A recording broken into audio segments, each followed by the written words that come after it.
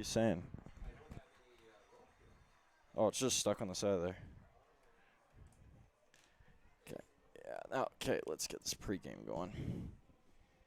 Where's my script? Okay.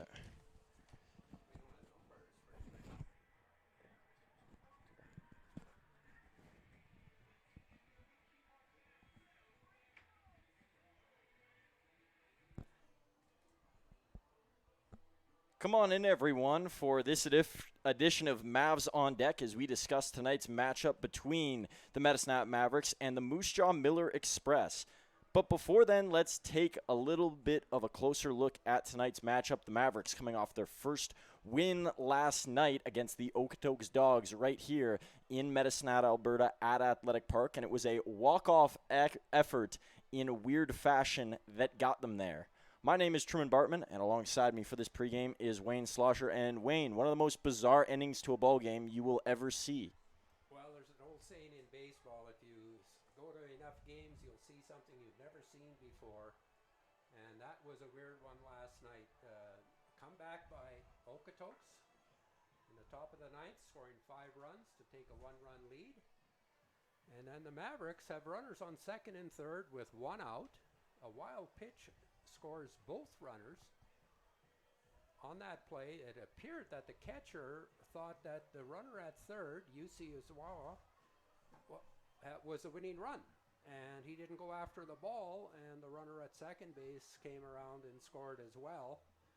And that was a game-winning run. So there was no hit. There was no climatic comeback. It was a wild pitch scoring 2 runs. So that was a weird one. I've never seen that before. But we know that this league is a hitter's league. Last night, 32 hits, 23 runs. So we expect more of the same tonight with Moose Jaw. They're a highly competitive team. We always have good matches against them. Yeah, and the first game of the year for the Miller Express, and you bet we have had lots of good matchups with them, and large in part due to some of the players that we see returning tonight. Thomas Soto and Austin Gurney have been trailblazers for this Miller Express squad for quite some time. Soto with that speed and finesse type game. Gurney's a masher of the baseball, but he's also really good at hitting for contact. 2 special players, 2 all-stars on their side. Yeah, those are 2 players that we look forward to seeing again this year. Hopefully they don't hurt us like they have in the past. Soto is a dynamic infielder at short and Gurney at first base. We've seen him when he first came into the league. He played mostly third base, but now he's over at first.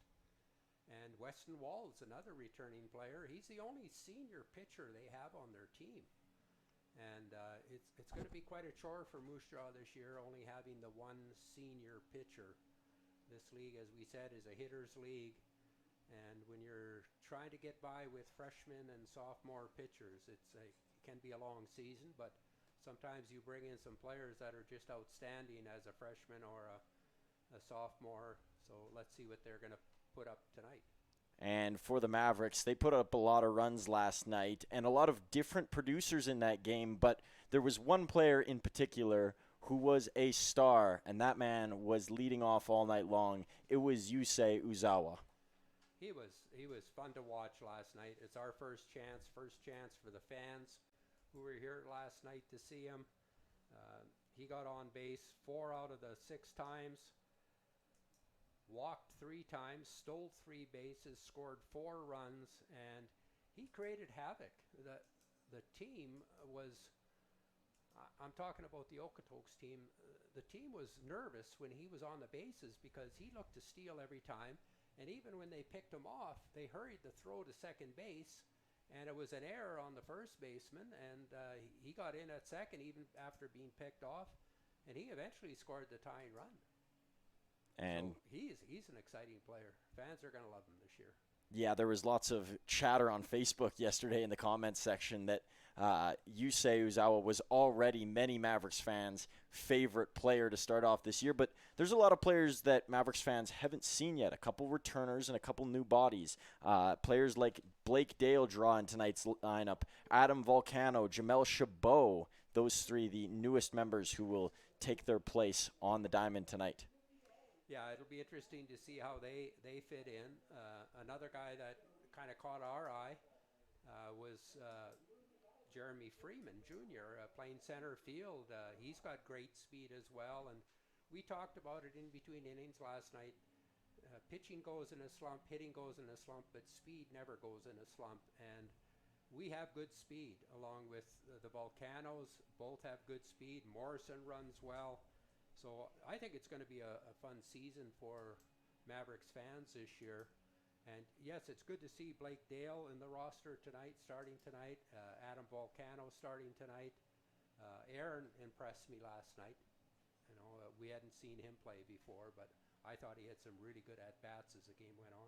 Yeah, I talked to Aaron at the end of last game, post-game yesterday, and he said that the entire game he just worried about his approach because there was a lot of outside factors that he could not control, but the one thing that he could control was his approach and how patient it was at bat in and at bat out, and I think, as we both noticed, he did a really good job. So Moose Jaw makes their first trip down to Athletic Park. This has been Mavericks on Deck. Stay tuned as we will be back with our starting lineups and to follow opening pitch.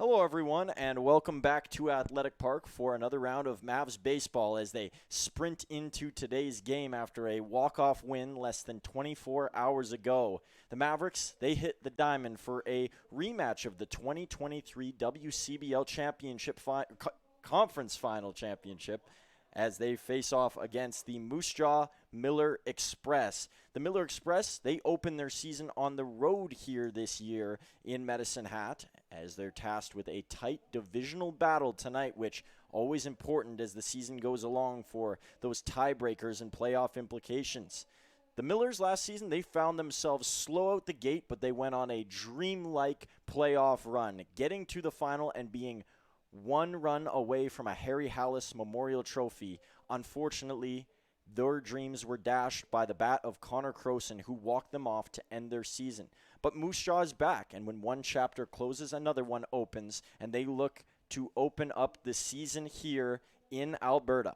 My name is Truman Bartman, and alongside me, as always, is Wayne Slosher. And Wayne, we talked about last night's heroics already, but now it's time to turn our attention to what the Mavs have to do in this game against the Miller Express. Yeah, a beautiful night for baseball here again. Tonight is minor softball night.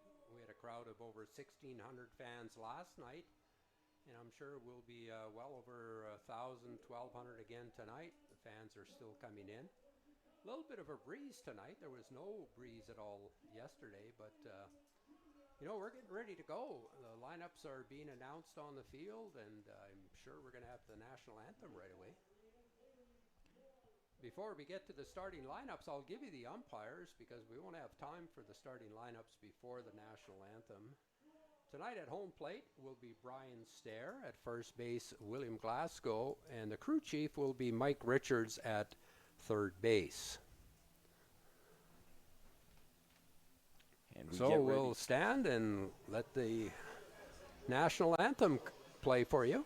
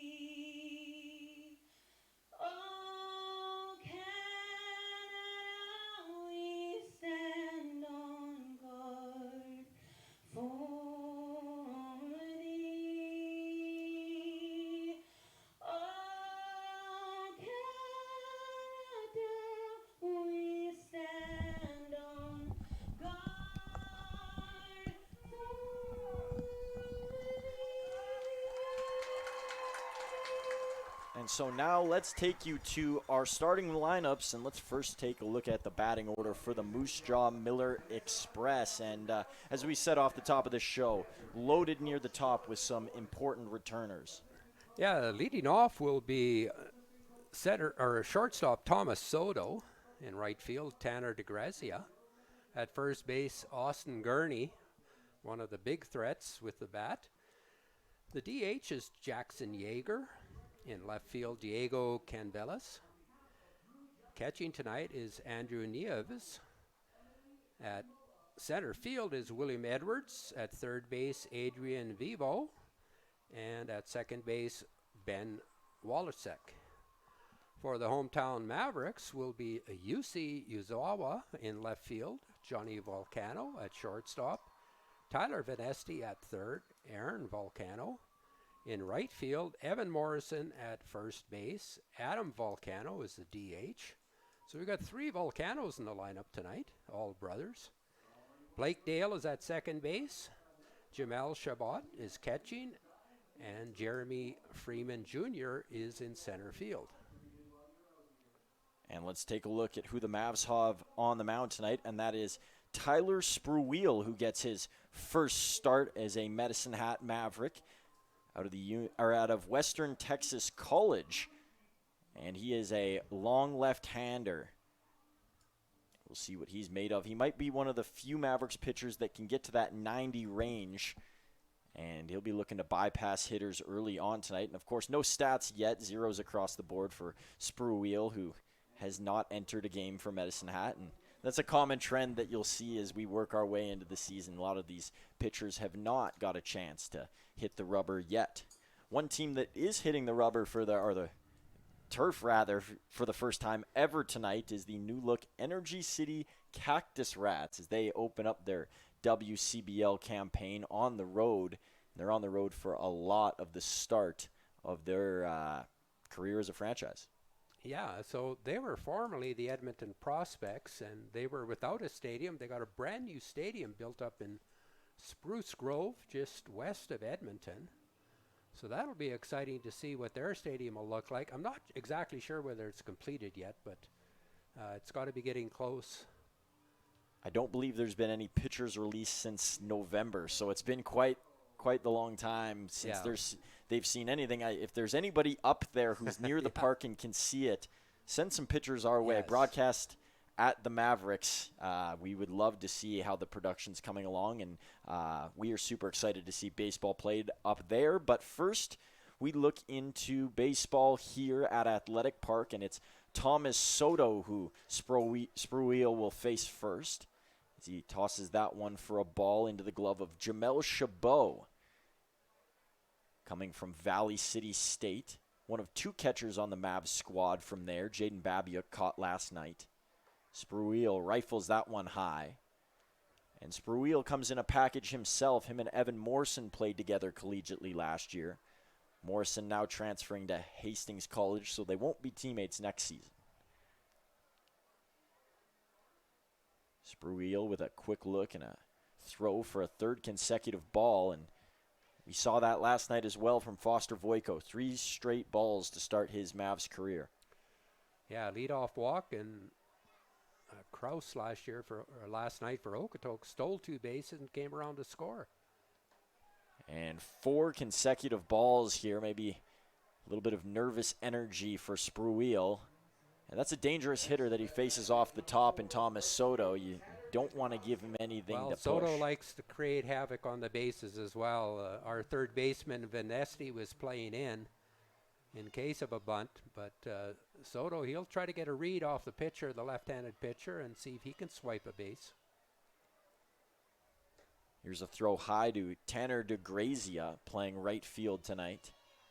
A couple of players we don't see in the Miller Express lineup that we saw in years past. Nate Mensick, I know you were always a fan of his game, Wayne, and Nathan Houston as well. Both not there, and that one gets Soto. First out of the game on the board, and doing so in style is Tyler Spruill. That is not an easy player to get out on the base path, but the Mavericks successfully doing so, and Soto makes his way back to the bench. Yeah, he got caught leaning. Gives a boost of energy to Spruill as he paints a strike. So DeGrazia will refocus himself as well in a 1-1 count. And that one is down the middle as well, so 2 strikes now for Spruill in this count. I think Soto was going on that when he got picked off. He had 1 pitch. I think he had a read on Spruill, and good thing to see Spruill throw over there. That one is outside. So the count will go 2-2. You never know with lefties when throwing back to first base. You think about John Lester. He couldn't get it over that way as a lefty. And getting a strikeout here is Spruill. First of his career. So the first 2 batters here down for the Miller Express. And now maybe the most dangerous of them all. We talked about him lots in the pregame, Austin Gurney. Gurney 4th last year in RBIs. I like Gurney as a player. He's always a threat. Also had 10 home runs to his name as he takes a strike. It's great to see these kids develop over 2 or 3 seasons, how good they become. Speaking of kids, the stand's packed with lots of them tonight. It's softball night in Medicine Hat, and that always gets the crowd full.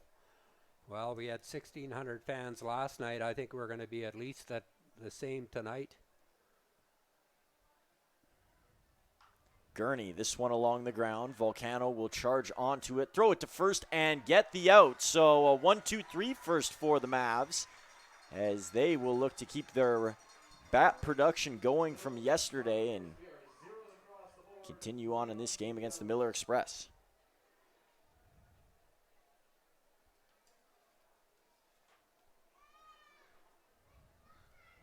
Now, as we head on to the second inning here, we'll take a look at who's on the mound for the Moose Jaw Miller Express, and it's a familiar name as we talked about in the pregame. It is Weston Walls. Weston has been with the Miller Express for the last couple of years, but he's also been pitching at Incarnate Word during his collegiate career. And he will be back once again tonight. Came in relief last year at Athletic Park and fared well. Yeah, he did. I remember he was very good. We'll see if he can keep that same pace when working as a starter. One thing I noticed about Moose Jaw's roster, they've got 19 pitchers, so they probably got a lot of players registered. They're not sure if they're going to show up yet, but 10 of the players of the roster of about 30 players, 32 players, 10 of them are from the Moose Jaw area. And that really shows the quality of minor baseball, local baseball in the Regina, Grand Coulee, Moose Jaw, Pence area. They've got some very good players there. And I'm looking forward to seeing Caplet play. He's a player that's from that Moose Jaw area. He attended the Badlands Academy. And another player that is quite close to this area is Pacey Phillips from Corrobert. He also attended Badlands Academy in Oyen. And those are young players. Those are freshman players. But it's good to see that they're on the roster. They're going to get a chance this year. And Phillips' hometown, not super large, around 1,000 people in Corrobert. Yes. And Nolan Radeye, great coach at Badlands Baseball Academy in Oyen. And his team had another great season this year. So returning to the plate here is Yusei Uzawa, who had quite the night last night. I'm not sure if he'll be able to replicate 3 stolen bases, but maybe he'll show a little bit more with the bat tonight. He was very patient in his approach, and Walls will have to go in attack mode here if he wants to beat him. Here's the first offering from Walls, and it's way outside. Uzawa didn't even look at it.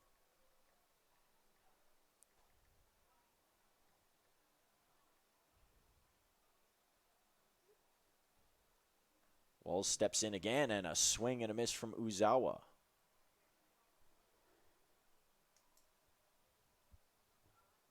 Following him will be Johnny Volcano.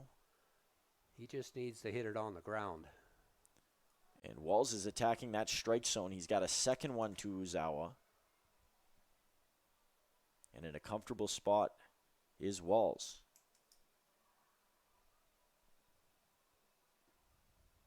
And Uzawa is going to strike out.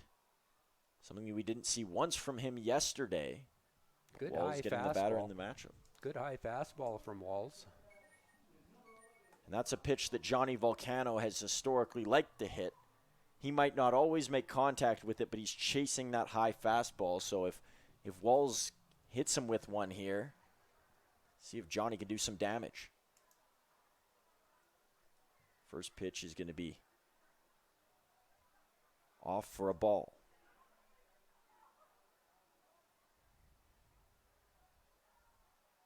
Volcano sends that one over to first, and bending down to grab it is Gurney. Over to Walls, and they complete the play. So that's a second out here in this bottom of the first. Great play by Gurney. Yeah, not afraid to get dirty on that one, rolling down low and made sure that he secured that ball. So Tyler Venesti up to bat. And Venesti didn't have the hottest day yesterday for the Mavs' standout star. He kind of faded to the back with some of the newcomers showing off, and that one there for a strike from Walls. But you got to feel like eventually Venesti's just going to heat up. He's too mature of a player and too good of a player as well. There's a strike to Venesti again. Walls getting far ahead here. If you're the Miller Express, you got to love the attack that Walls is bringing. Yeah, he's going right after the hitters, not wasting any time. That one a little same bit pitch high. that he got Usawa on, that high fastball.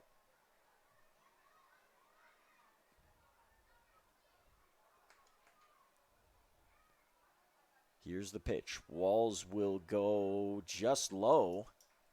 That one didn't look bad to start. Looked like a good pitch, yeah. A great location, low and inside. Kind of froze Venesti, but didn't get the call. In years past, that's when Venesti would chase. He's going to foul this one off into left.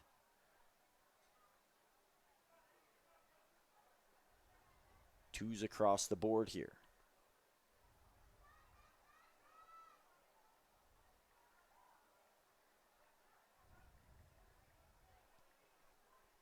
Here's the pitch from Walls, and it is low again.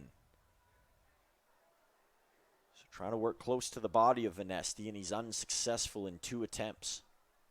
Count has run full.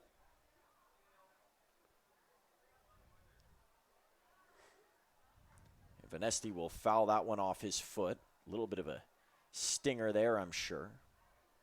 The worst feeling in baseball, fouling one off your foot. Oh, that's terrible, that feeling. You got no padding there, no muscle, and you got nerves there. It's just like taking a hammer and hitting your ankle. I think we talk about it once a year at least. Yeah.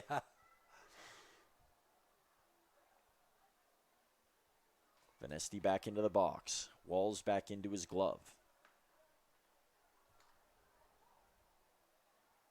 And Venesti, this one along the ground here, over to second, and it's a 1-2-3 first for the Miller Express. So each team trades a set of 3 outs, and we will move swiftly to the second.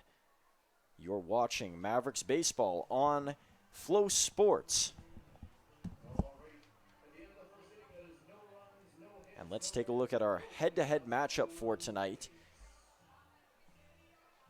as we take a flashback to last season and break down the 2024 Mavs and look at them compared to the 2024 Miller Express. The Mavs, being in the same division in that east side as well with the Miller Express, had 33 wins to the Miller Express's 26, and quite a few of those wins actually came against Moose Jaw. They match up quite a few times this season, and that was good enough for second place in the East for the Mavericks. And just getting into the playoffs was the Miller Express with 26 wins. They're usually a perennial playoff team. They made it a bit tougher on themselves last year. And as I said, there's the head-to-head record. The Mavs 7-3, stinging the Miller Express last season to a 3-7 record from Moose Jaw. And really, if you look at it, that head-to-head being the difference in their position in the standings. You know, if Moose Jaw runs away with it last year, it could have been a different story. Before the Miller Express, their run production, a team that over the years has produced a lot, and they had a couple of the best hitters in the WCBL last year in Mensick, Houston, Gurney, Soto.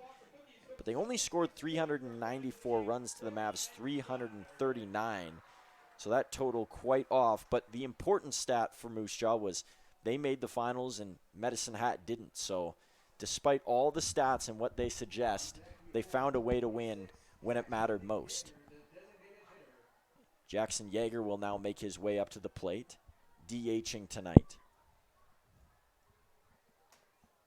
Spruill out for a second inning of work here, and he will get a first pitch swing from Yeager.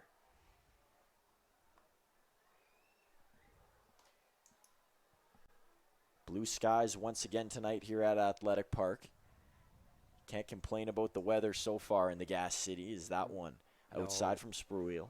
We were talking last night about how the first of the season last year was cold and damp.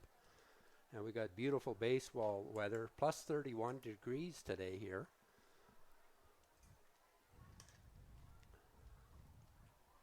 And Spruill gets a strike there. One was heading low, but Chabot able to hold it high. Spruill's got a good fastball. Oh, good change. Yeager hits that one far. It's got a chance to go, and it does. A Yeager bomb to start the game for Jackson, and it's a 1-0 lead here for the Moose Jaw Miller Express.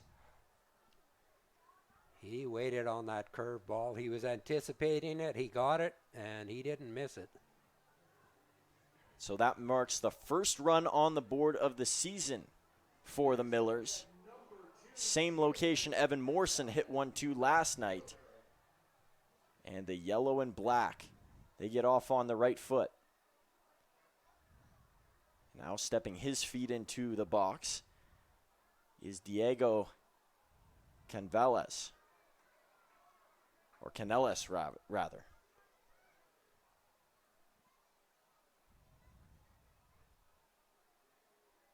Canellis will ground this one into right foul territory in left field tonight. He's hoping that the shot that he just saw doesn't head over his head later on in this game.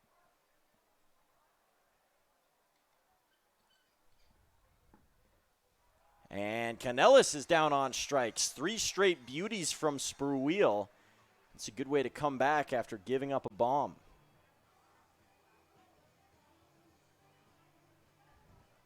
Next up to bat is number 3, Andrew Naives, the catcher. And Andrew Naives coming in.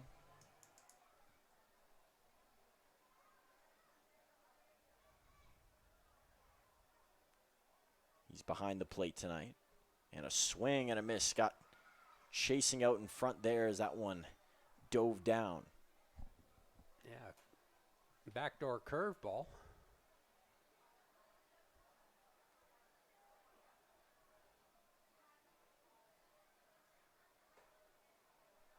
Tries to go back with some heat, and that one doesn't get in for a strike.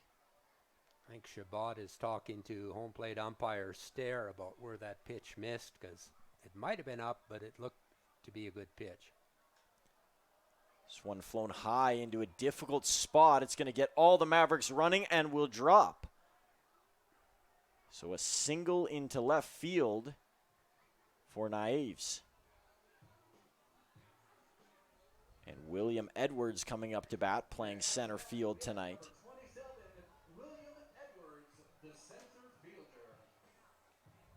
So Edwards will have one on. And that's a tricky one for Spruill because you get the potential fly out that you want. The pitch wasn't bad. It was just where the ball ended up in the field. We're going to get away. Chabot looked back to first and didn't have time to get it to Morrison. What I'm seeing now from Spruill is that his curveball, if he gets it up, they're waiting for it. And the home run was a curveball that was up in the zone. That last single was a curveball that's up in the zone. For him to be effective, he has to get that pitch down, have them swing over top of it. And they read the scouting report well.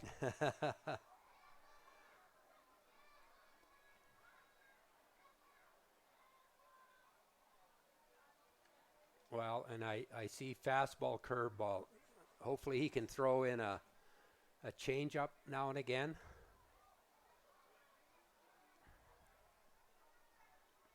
I was going to say we got 2 outs up on the score clock over there, but the official score clock, we're going to call it, the Wayne Slosher clock, has 1, and we're going to stick to that ruling. I believe that's the only one that you at home can see. Yeah, there was a strikeout.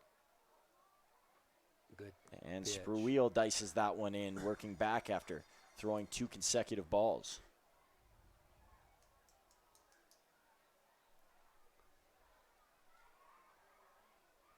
It should be 2-1, and the score clock says ball 3. But again, we've got 2-1. Ground ball here would be dandy. Just one up into the air, and several Mavericks giving chase. Dale is going to catch that one, and I don't think that anybody realizes that that was just one out, unless we're way off here, Wayne, but I think they just read the score clock. I don't know about that. It was a Folks, 1-2-3 first. Yeager. We'll be back after. Yeah, we will be back after some discussion, but we should talk about it. I mean, Yeager went long with the home run. Canellis went out. Knives was over on first, and Edwards was at the plate. I don't think the umpires realize it either. I don't know what happened there, folks. We'll have to go back and watch the stream after this, but I swear there was only 2 outs. I mean, we're not both going crazy, are we, Wayne?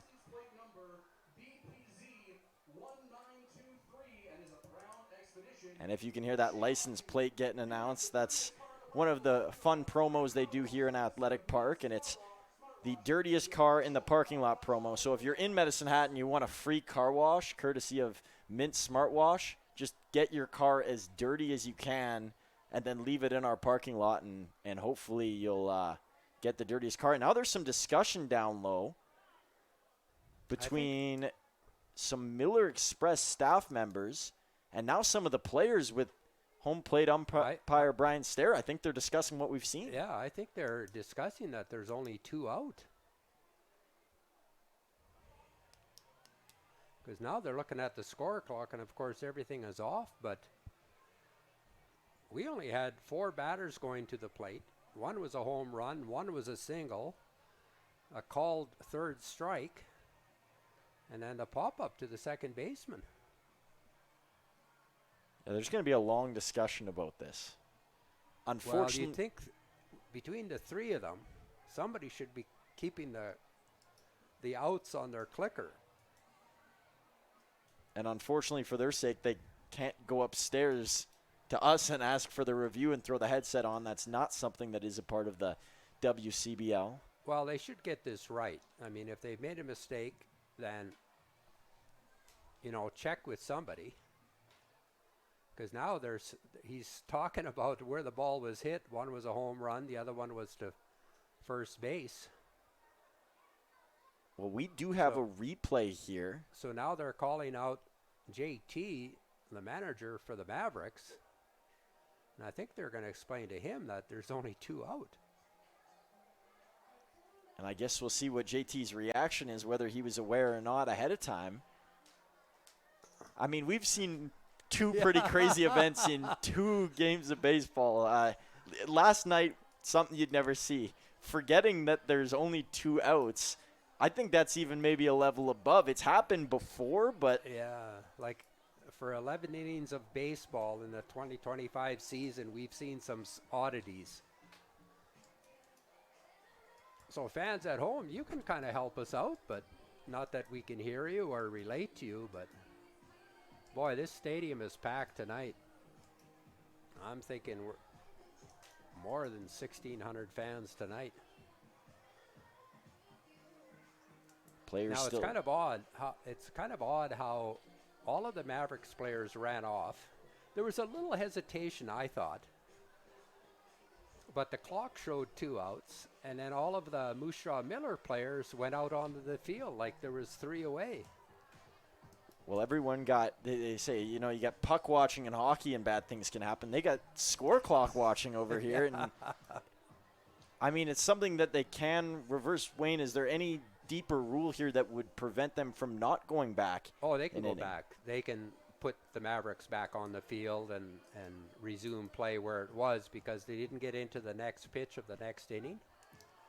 And just so folks at home know, we're not doing point streak up here.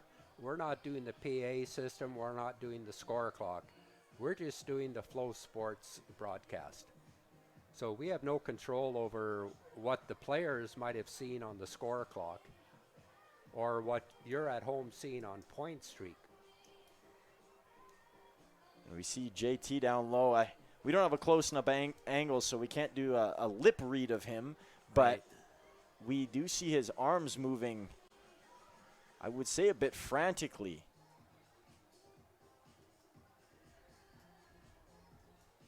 And I'm sure he's not even looking towards the score clock most of the time. He's just focused on the bodies on the field, and he wouldn't have even he just saw them come off. That's all he knows. Well, I'm surprised that the Moose Jaw players didn't, and coaches. Well, the third base coach did talk to home plate umpire Brian Stair right away and was trying to explain it to him, and then another coach came out, and that's when the umpires got together. I'd be curious to what the players are thinking, not only about that something was missed, but also that there's this delay. I mean, I believe it was Aaron Volcano is coming up to bat next, and there's this big stoppage right in front of this rhythm that the game's getting into.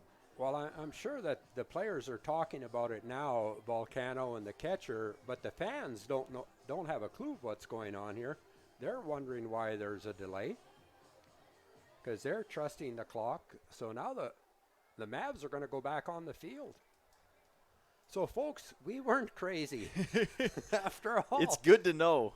Yeah, it might get confirmed later on in the season or later on in this game that we are crazy, but we weren't crazy on this one. So there is a runner on first. I won't say a million, but, 1 in 100,000 type scenario here where the Mavericks are heading back onto the field after thinking they were only heading onto the field to bat next. And you got to wonder for Tyler Spruill, I guess in his head he believed that he got the third out. Now you have to go back and earn that and then get your concentration back after thinking you were going for a break. There's a lot here that he has to process. Yeah, he's another one that should have known that there was only 2 out. I mean, we saw it last night with the catcher from Okotoks thinking that the game-winning run had just scored when it hadn't. So there's, what was that, a mental mistake? Mental mistake. You got it. That is what it has been titled as last night. So we had 3 umpires that I think had a mental mistake here. Anyway, number 8 hitter coming to the plate. So Adrian Vivo is in.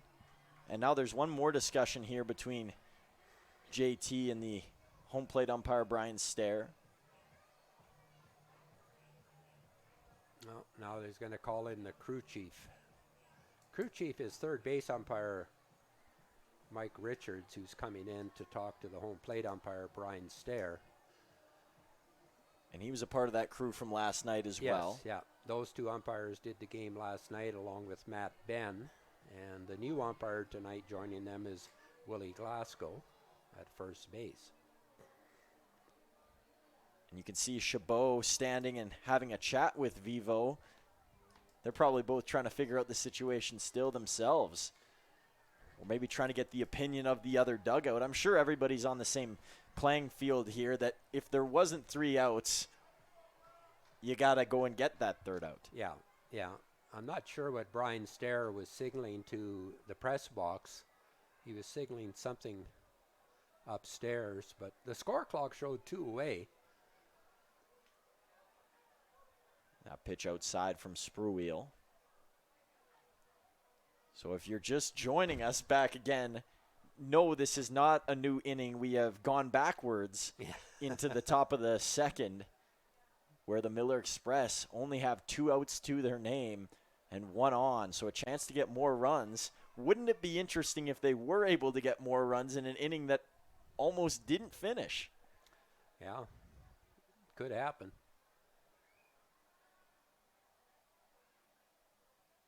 That throw is low. Chabot on top of it. The count is 3-0 here to the batter Vivo. Ben Wallazek is on deck playing second base. Spruill will check over at first on Edwards. I doubt if he's going to go on a 3-0 count. He might go on a 3-1 count.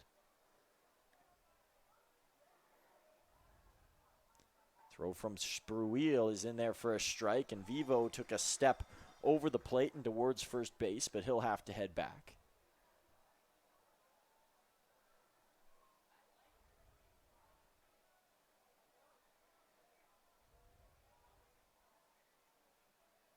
And Spruill then gets a swing from Vivo.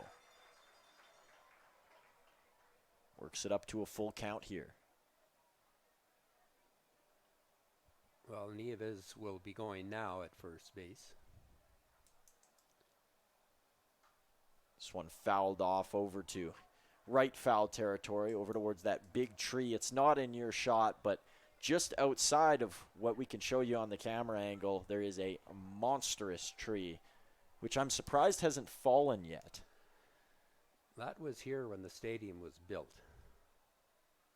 Spruill couldn't float it in for a strike, and so it's a walk to Vivo.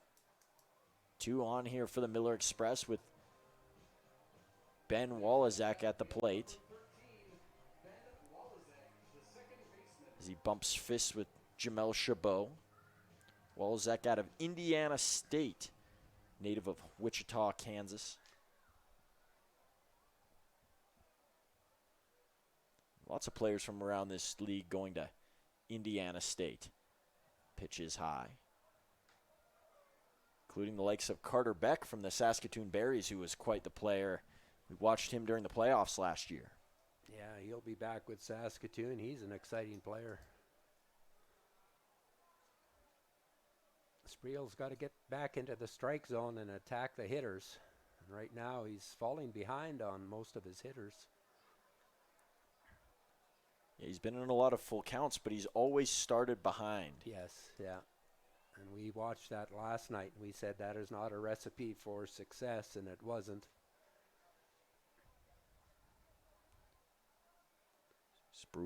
Spruill gathers.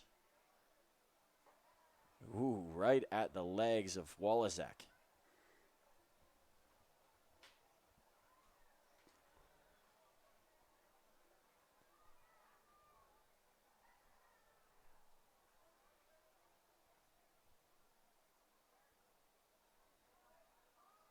Three balls, no strikes here for Spruill.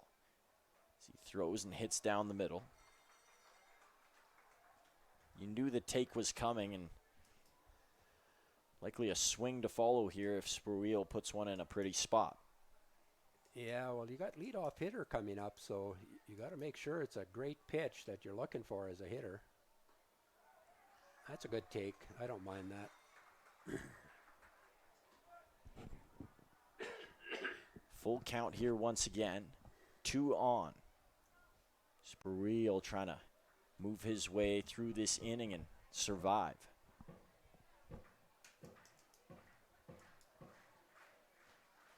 Here comes the throw and a foul off into right foul territory.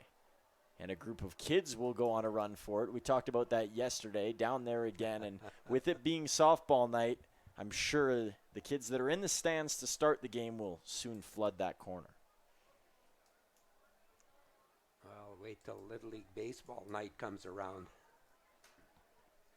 If you're a parent, you got to keep your head on a swivel.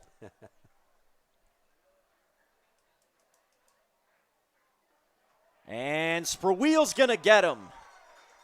Walizak was thinking first base. He checks with Stair after the fact, and Stair confident in his call. And this time we are confident that that is the end of the top of the second. And we will send you to a quick commercial break before we're back with the bottom half of this inning, finally.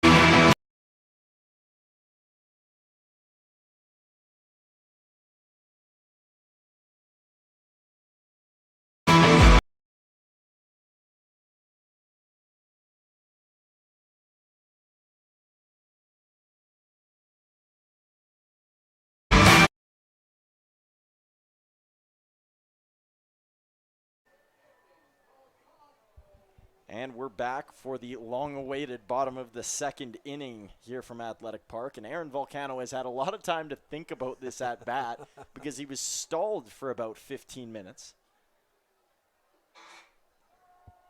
So Volcano will take a first pitch strike here from Walls, who had a real excellent first inning, worked well, attacked the zone, got up in counts, all the things you want to see from a pitcher. This one hit out of the reach of Gurney, and that's the first base hit of the night. And Aaron Volcano found his home in right yesterday, not only in the field, but he hit a lot over there, and he does so again to start today.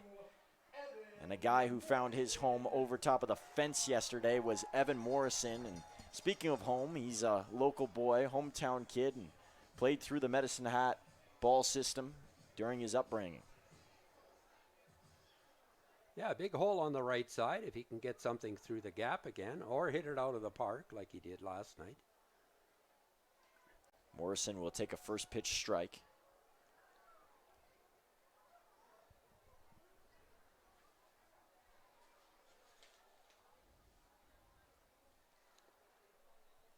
And although the top of the fifth is a couple innings away, just wanted to let all know that we have an exclusive interview coming post-game with JT from last night's game.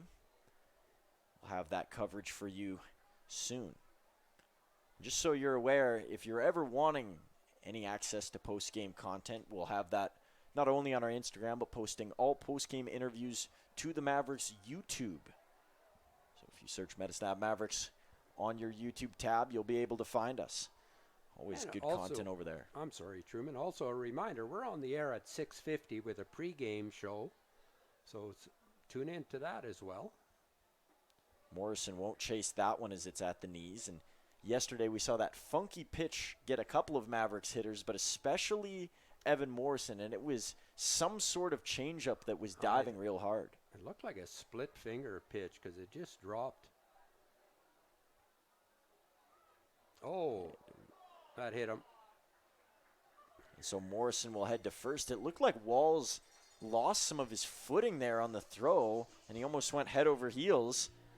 Yeah, that was a funky delivery, that one. And unfortunately, we don't have the replay for you here. I do have a side monitor to be able to see what maybe happened, and yes, he did trip over his own foot on the way in. So the Mavericks got something going. Runners on first and second, nobody out. Yeah, a real Another good Volcano. spot. And we so often talk about the importance of getting that first run, or that first batter out, and Moose Jaw not able to do that here, and that's what's got them in trouble. The domino effect is starting to occur. Looking maybe for a bunt, and instead he gets plunked. A high toss of the guard as Adam Volcano will head to first base. And in his first at-bat of the year, Volcano is on, maybe not in the way that he imagined. Well, that moves the runners. That was his job, was to get the runners to second and third, and it worked out even better. That looked like a curveball that just didn't get released out front, and it hung up in the air. And if you're going to get hit by a pitch, that's the one you want to get hit by, is a curveball. And this is the earliest that Adam Volcano has ever played for the Mavericks. He's played in parts of the last 2 seasons for them, but never has been here off the start. It's going to be good for him to get a full campaign in.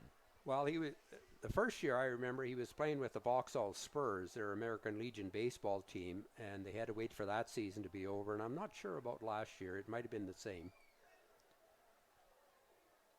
And at the plate, another guy who didn't play yesterday in Blake Dale, played at McCook Community College last year, transferred to Kansas Wesleyan University. And he said he enjoyed his time there this year, that they were a real competitive team, and he felt that throughout the year, that they were really pushing to win every game they could. Whereas in years past, he felt like maybe people were there just to have fun, more so compared to win. As Dale will go down here. So the first out for the Mavs with the bases loaded, and it'll be the first Maverick at bat for Jamel Chabot.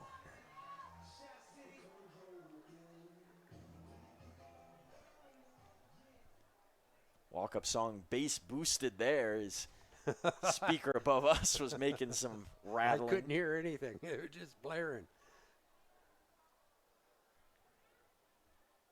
That one's going to bounce over the shoulder, and a run is in to score, just as they did to end last night's game. They start tonight's game with a wild pitch. So it's Aaron Volcano who comes in, and once again, the Mavericks being patient and serving them well. That time, didn't really even need to be patient. It was long gone off the throw. And for Walls, had such a strong start in the first, and looks like a completely new pitcher out there now. Yeah, he's just he's lost that aggressiveness, or he's lost the touch. And pitchers need a lot of touch, and they need a lot of aggressiveness.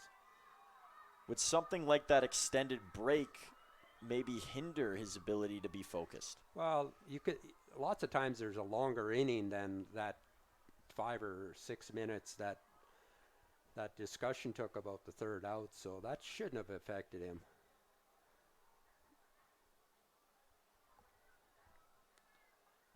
And there's a throw in there for a strike as Walls gets back to his strike throwing ways. But he's still behind here 2-1, and there's 2 right behind him. Well, They're looking to come in. We got Freeman on deck, and he'll be a tough guy to double out. Not that there's a double play right now, but let's see what happens here. Chabot's going to wait again. The count is 3-1 for number 23. This is the count that you want as a hitter. Hitters can usually hit about 400 on a 3-1 or a 2-0 count. Let's see what Chabot can do. And Chabot is going to swing and tip that one, but it will lead to a full count.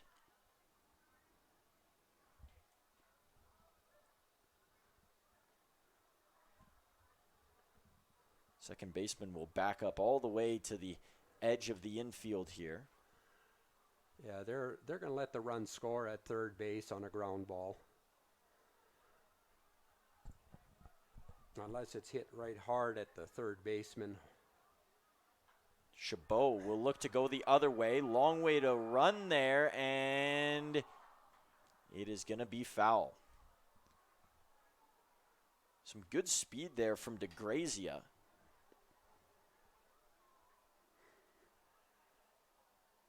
And usually the wind here blowing left to right, but the flag is signaling different over there in right field tonight. Yeah, it's going right to left, isn't it? It's blowing from first base side to left field.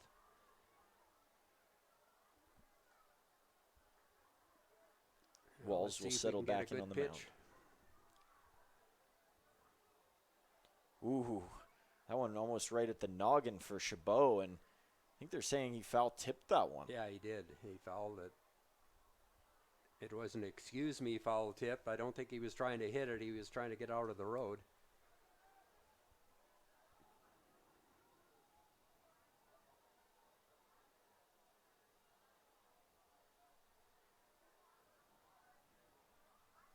Walls in a big spot here looking to get the second out of this inning. And that one is high. He won't get it here. And instead getting a base is Jamel Chabot. And it looks like there's going to be a mound visit here as see the pitching coach creeping out through the grass. And him and Walls will have a short chat here with Freeman Jr. coming to the plate. Freeman Jr. started off his Mavericks career in the third inning rather yesterday, and he hit a bomb of a shot over into right center field. Off the wall, yeah. Earned himself a triple. I think this discussion on the mound is just to get the pitcher back into the strike zone. He seems to have lost the strike zone, and he's got himself into a hole now here with 2 hit batters and a walk. And regardless whether you're a veteran or a rookie, you can get nerves and get shaky at any point in time, and we're seeing that with Walls, who's a decorated pitcher himself.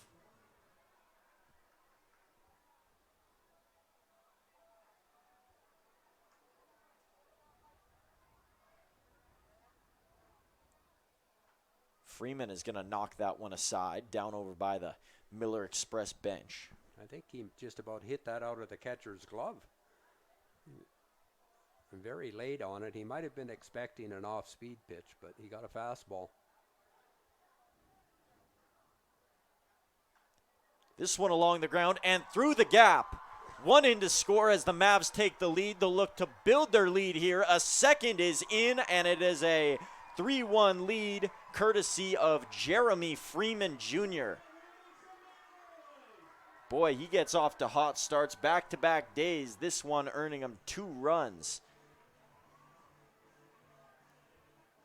And still 2 on the base path here for the Mavs. Runners on the corners, and they move up to the top of their order now for Yusei Uzawa, who struck out in his first at-bat.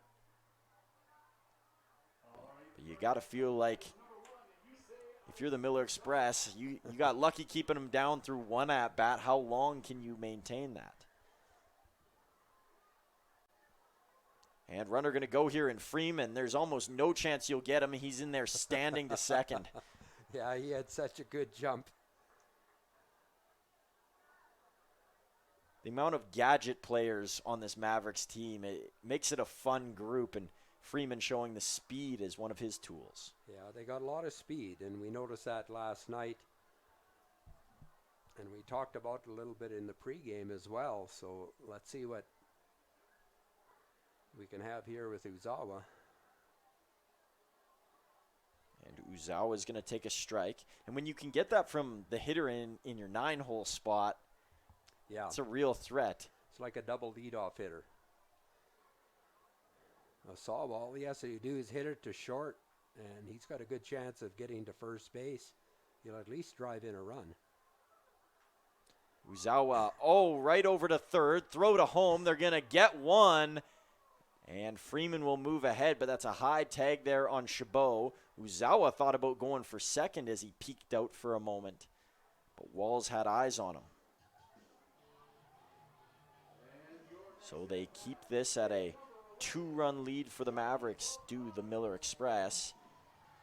And Johnny Volcano waiting for a moment here, maybe getting a signal from his coach.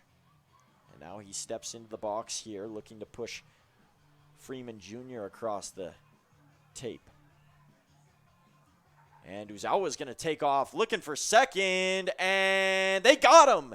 Tag on the helmet, and that will close out the second inning. The Mavericks taking a few chances, and that time it didn't pay off. Tough start here for Uzawa, but the Mavericks, they lead 3-1 in a comfortable spot.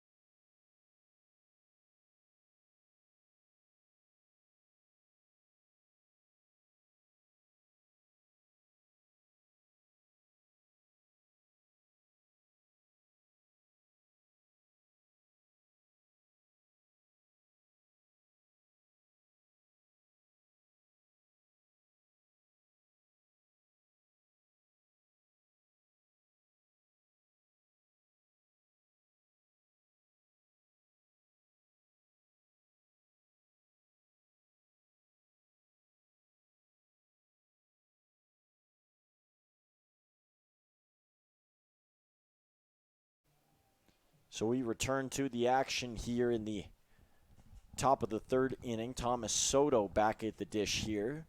He did get on in his first plate appearance. 4-pitch walk, but then was tagged as he got in the middle of, or he got in between his own thoughts and didn't commit to stealing. They got him trying to go back to first. Spruill out on the mound again. Only 2 hits apiece through 2 innings for each team. Soto's going to bounce this one over to Volcano. He fields it cleanly, gets it to Morrison, and that's the first out.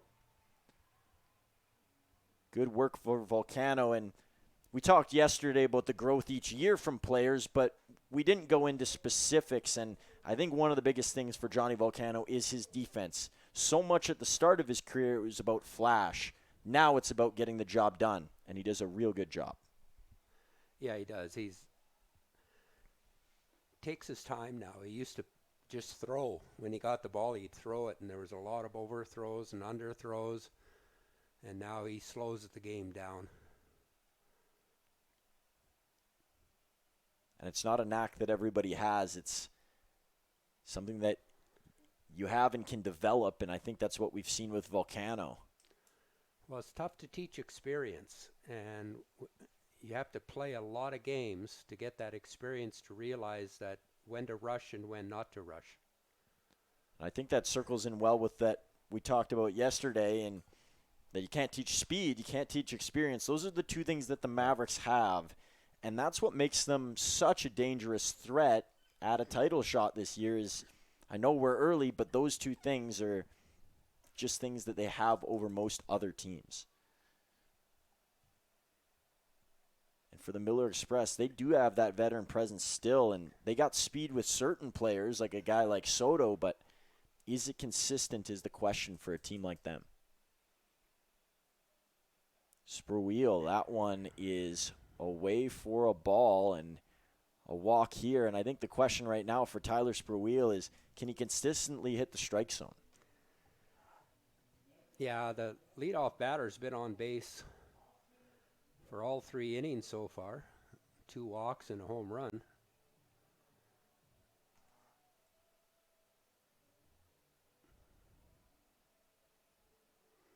Austin Gurney up at the plate. Didn't make the Mavs pay in his first at-bat. Take a strike here.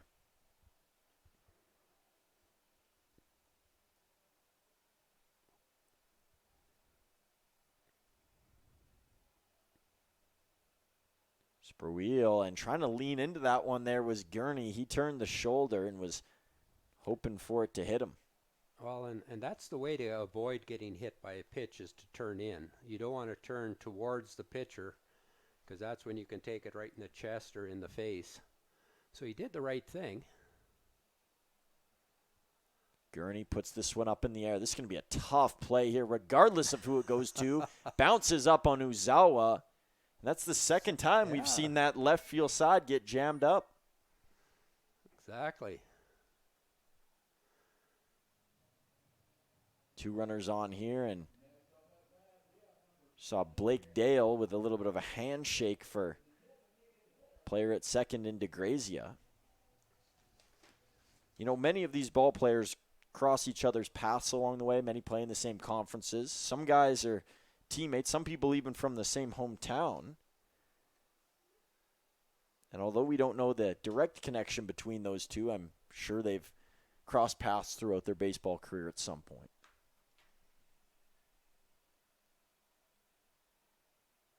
It's a good post-game question for Blake Dale. Yes, it is. So 2 on here for the Miller Express. They're threatening.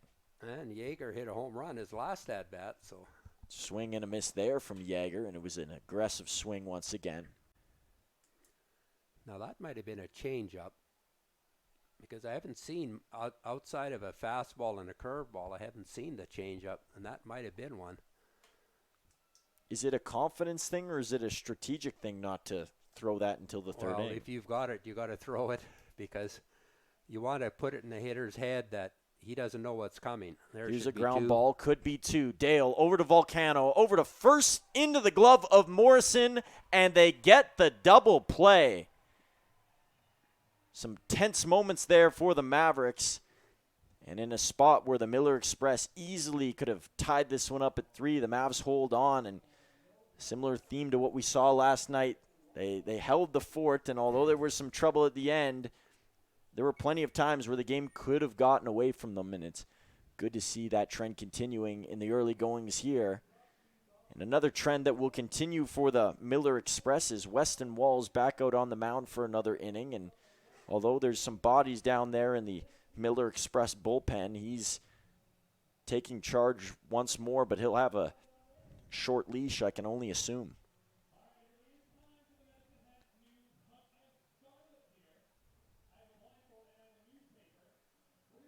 And while Walls gets warm, let's take a quick look at our head-to-head for tonight, and the two featured players, both infielders, similar to last night, but two different names up there, and it's Johnny Volcano and Thomas Soto, who we've both talked about extensively tonight.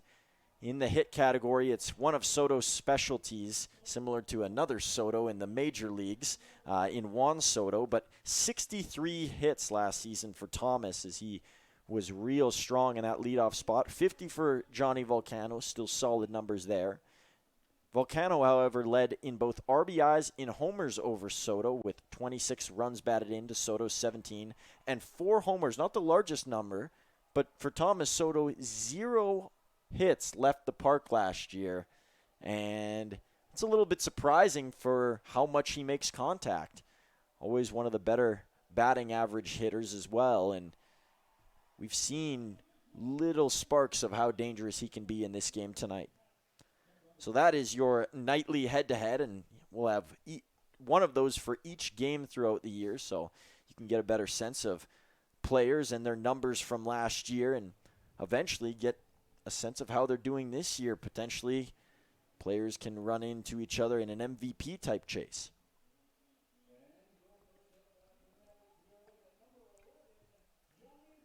And as his team chases the lead here, it'll be Walls on the mound for his third inning of work. Volcano to the plate, who we just mentioned. Volcano's going to take a first pitch for a strike here. So I'm just catching up on some other scores. I was interested in a local high school game.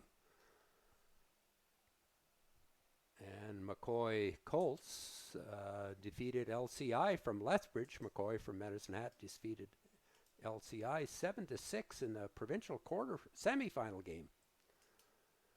Swing and a miss here from Volcano. And for those at home, McCoy not far from Athletic Park. You won't be able to see the building, so to say, but you can kind of see the area that it, or part of the area that it might be in.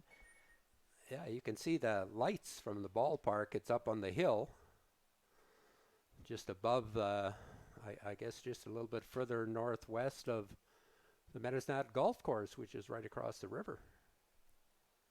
I believe there's 4 schools actually up on that hillside.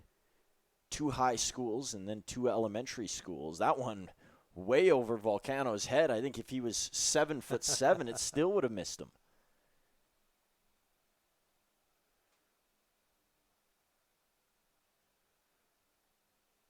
Volcano, after a bird flew over his head, or rather a ball flew over his head, will step back in against Walls. That control has been an issue for Weston tonight.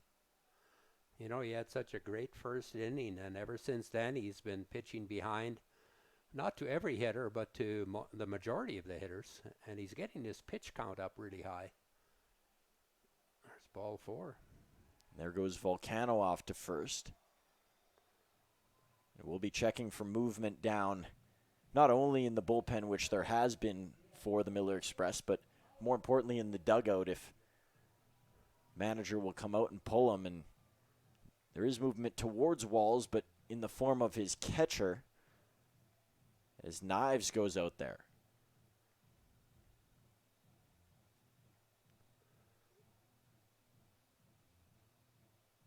Likely just reminding Walls that he's got the juice to get it down the middle, and he's showing it in recent times during this first inning. Yeah, you just got to keep the ball low in the zone because you got the meat of the order here for the Mavericks. Volcano on first, number 3 hitter here with Vanesti. Vanesti up to bat, the Cal State San Bernardino infielder, one of two players from that school on the Mavericks. Jesse Alfaro joins this year, and it's the second year in a row they've had two members of the school come up. Is Chris Schaefer, a pitcher last year for the Mavs, only got into a couple of games, but was part of that school as well. That one low to Venesti brings a 1-1 count to his sights.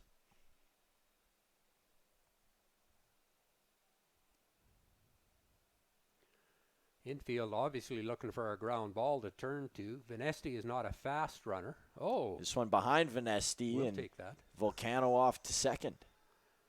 Didn't need to be a fast runner to get there that time. No. And it's That does away with a double play ball now, so Venesti can just hammer away. And it's those small lapses in judgment that can take a toll on a team throughout the course of a game. Well, the Mavs are in his position now to score a run without even a hit. Venesti. Oh, they'll get the hit. This one is anyway. hanging in the air, and it is down. Volcano trudging around third base. Long throw in, and it wasn't even going to get to the plate. It's a 4-run Mavericks lead, and Venesti gets an RBI of his own here as he brings home his 3-year teammate in Johnny Volcano. And Walls with a slow walk back to the mound. And it's interesting that he hasn't been taken out of the game yet after giving up yet another run and having 0 outs on the board with Venesti on the base path. Also got a dialed-in hitter in Aaron Volcano, who's continued to grow throughout the progression of these last 2 games.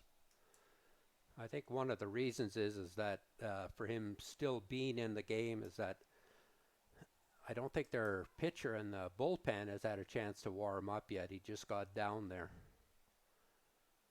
And it's a long ways down there, so we don't have an official number. It looks like a 21. And that would be Josh Bourbeau. Pitch there to Aaron Volcano, rather, is a strike. That's going to get mixed up. We talked about it last night with the Volcanoes, that several different members and several different chances to mix it up. Especially with Aaron and Adam. And Aaron is going to go down on strikes here, and it'll bring up Evan Morrison. And you got to think for the Volcanoes as well, and I guess for us up here, if we're just going to guess on who a player is in a game, if we say Volcano, there's not a bad chance that we're going to get it right. Mom and Dad will know who it is. They got a couple other siblings outside of the 3 on these team. Just one girl as a part of that group, though, so we know who the favorite child is. She's probably got a Lamborghini. Here's Morrison. He'll need the speed of a Lamborghini to get to first, and there's really no chance at that. It will advance Venesti over to second with 2 out. And we spoke about it yesterday. The little guy with the cart up top has returned again. And I wish I had a pen to circle on the screen where he's at. If you can make out the letters Mr. Lube, he was right there, and now he's moving back to the left. Well, you can just check out the second light pole from right field. So he's between the right field light pole and the second one in right center field.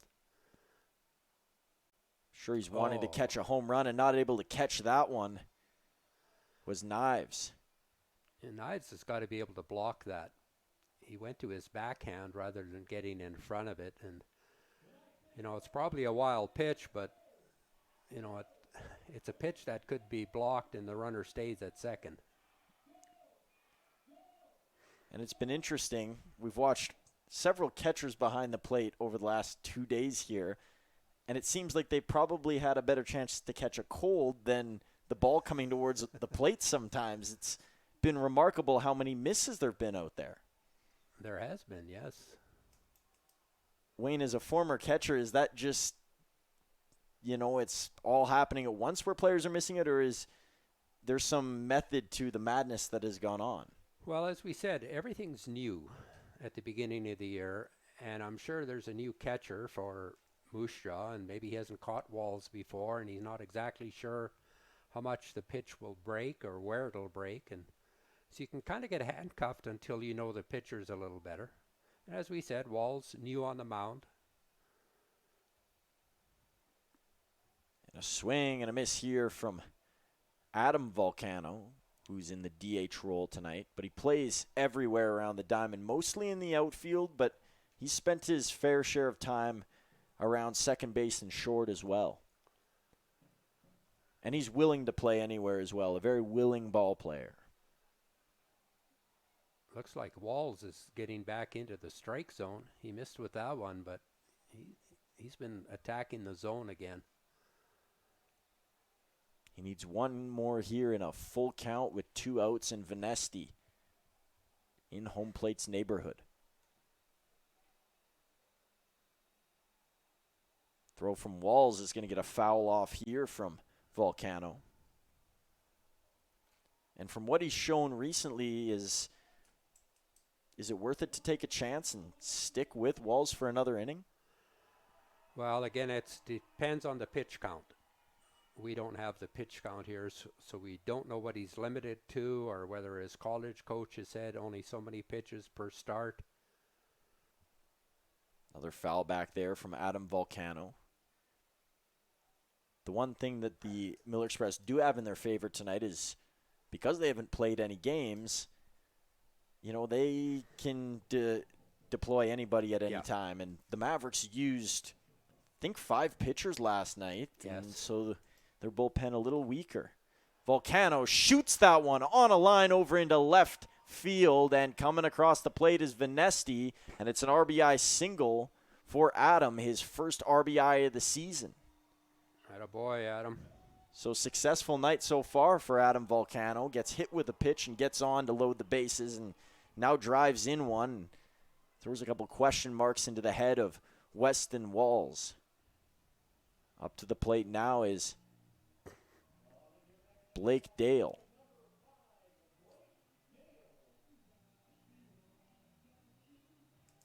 Still some throwing going on down there in the Miller Express bullpen. No action on the other side in Maverick territory.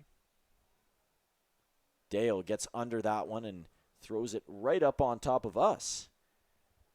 There's that large overhang. You can kind of see it on your TV or computer monitor, phone, whatever you're watching it on. And oftentimes you will maybe not hear because you're listening to us on the broadcast, but if you're in the stadium, you'll hear the hard pounding sound that the ball makes when it hits.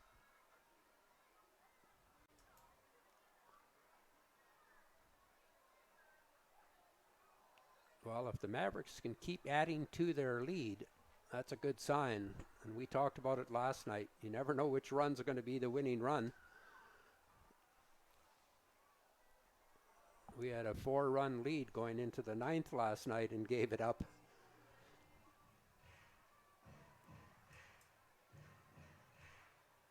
Yeah, and keeping leads, at least last season, between the Mavericks and the Miller Express, it wasn't an easy thing to do. We'll have more on that in between innings here. This one's going to bounce past and over to second base as Volcano is playing. Not only got the catcher twisted up, but myself as well. There's just no way to describe what's happening down there behind the plate. Well, that was definitely a wild pitch. There was no chance for the catcher to block that one. It's so hard to block a fastball. A curveball, you know it's coming. It's slower. You can anticipate where it's going to bounce. Usually the fastball is basically anywhere in the strike zone or out of the strike zone.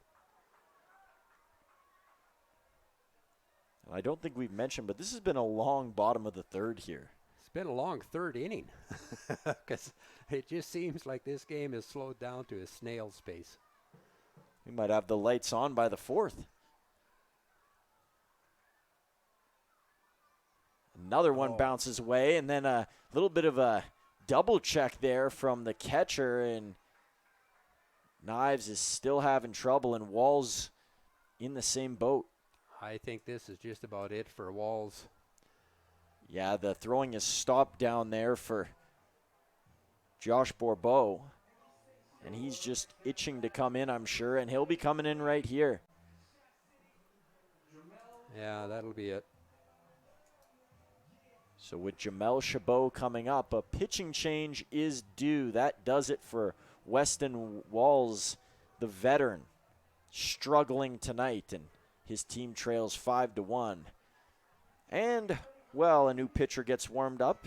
We might as well jump to what we were mentioning a little bit about before, the comebacks, the craziness between these two last season. And this is just limited to 3. We could make a graphic of about 5 of the comebacks that occurred last season for the Mavericks. Down 8 in the 6th inning as the Millers led 9-1. That game looked left for dead, and Medicine Hat put up 9 runs over the next 3 innings. 6 players with an RBI in that game, and they ended up winning 10-9 in a thriller. Then for the Miller Express, they had their own comeback. The Mavericks took a 6-0 lead in the 3rd as they scored 3 runs in both the 8th and the 9th, did the Miller Express. Austin Gurney had a game and a half. He went 4 for 6 as Moose Jaw took it home 14-11. And if you can remember the game before, or you weren't listening to the Mavericks broadcast, so you might not remember, but their manager got ejected from the game before. He came back the next day. They rallied the troops, and they found lots of success. Not as much success, however, as the Mavs did in what we call the double comeback. Moose Jaw led both 7-1 and 12-7 in this game. Nick Thibodeau, the Mavs starting catcher last year, had 4 RBIs. Johnny Volcano hit a walk-off sacrifice fly in which he sprinted from first base all the way over to the dugout deck, which is over way out of your pitcher on the far left side, and was mauled by his teammates as the Mavs took it 13-12. So it was comeback season last year. We'll see if we'll have any of that magic on the Miller Express end of things in this one. But as it stands right now, Moose Jaw, they've looked pretty down out there. Well, I shouldn't say another, but a freshman pitcher coming in. And he's going to face Jamel Chabot. Runners on the corners, 2 away. Number 8 hitter at the plate.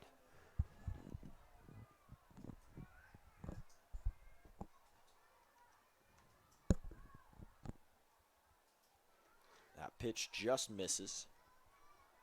So the first throw of the game here for pitcher Bourbeau is a ball.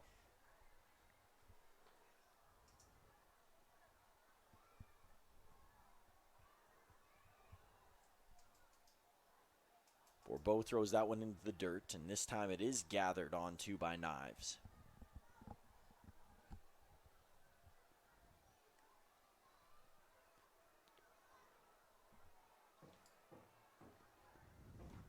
This game does not have a lot of pace to it, does it? It's very slow going, and the pitchers seem to be working slowly, basically on both sides. Yeah, lots of stopping and starting. It's like a beginner driver out there. Yeah, and it's a good thing it's a beautiful night, because the fans aren't even watching the game.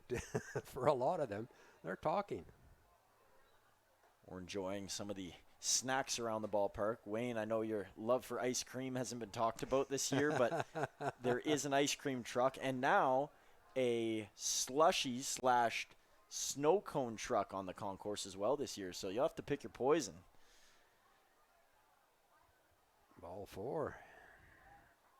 Chabot will go to first. And the bases are loaded for the Mavs.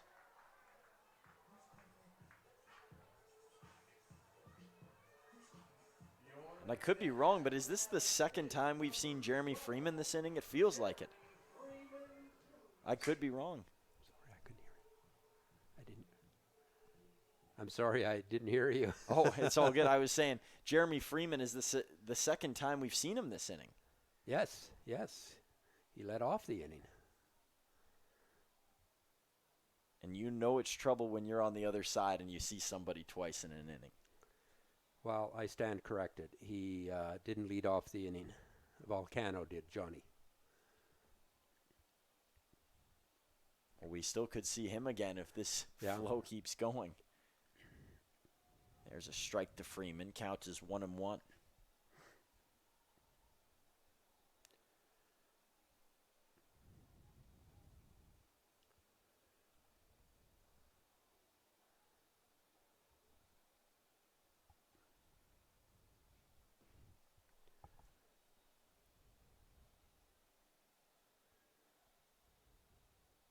Gathering himself up on the mound here is Bourbeau. That one not close. And a little bit of a frustrated hop after as he'll walk right towards his catcher. Maybe an apology there. Yeah, he missed by quite a bit there. So now, Freeman, you got to be looking for something you can drive here. 3-1 count. He's got to give you something or another run comes in. And he didn't. And Bourbeau's struggling here. So a freebie for the Mavs. It's a 6-1 lead.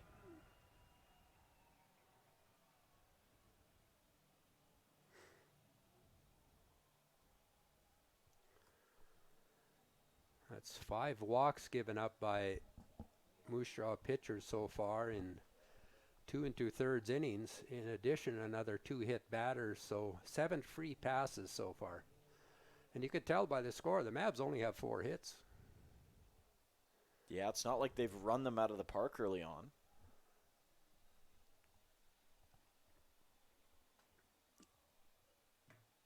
Bourbeau will walk all the way in once again, and there's some stretching going on down in the Miller Express bullpen once more.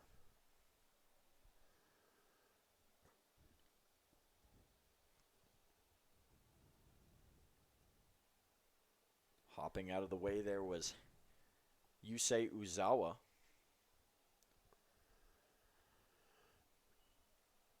And if you're Bourbeau here, it's okay to take something off just to get it in the zone. Yeah, like right now, nobody can defense a walk. Your other teammates can't help you out. He's not even close once more. I think out of the 2 batters so far, out of the 3 batters, he's walked 2. He's only thrown 2 strikes, I believe, so far. Looks like it could be the 3rd walk in a row. Yep. And it is. So the parade to the plate continues.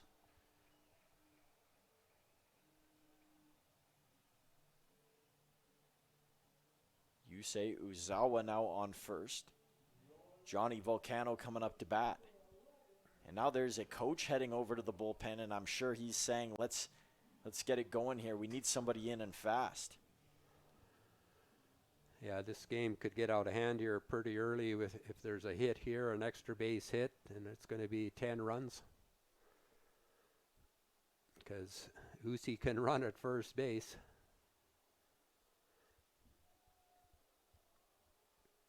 You're just hoping for the fans' sake and the Miller Express's sake that this doesn't turn out to be one of those Brooks-Lethbridge games from last year where there was 30-some runs put up on one end. Yeah, that was something. Believe it was one of the highest rewatched games in WCBL history, according to Home Team Live. And that was played in Brooks, and the ball flies out of there. Ooh. I think it was downwind that night, too. Actually, it was. Remember, it was very windy, and we just played there last Saturday, our junior varsity high school team. And, yeah, it's not a big field to begin with. And if you get the wind blowing out, eek. Speaking of wind blowing out, the wind is almost completely been blown out of the Miller Express's sails. And a walk to Volcano, I believe. That's what the clock says. 3-2. That's what I have. 3-2. The score clock shows 3-1, but I believe it's 3-2. There were 2 called strikes. Yeah, it is 3-2 now. So runners will be going. That's why I should be following your score clock. Volcano, swing and a miss, and for Bourbeau finally getting out of that inning, a stressful one, as now the Mavs lead 7-1 after a 4 spot in the bottom of the 3rd inning. Well, all the segments we had planned for in between that inning were used during pitching changes, so we'll let you take a moment to gather yourself, grab a snack, and we'll be right back as the Miller Express come up to the plate.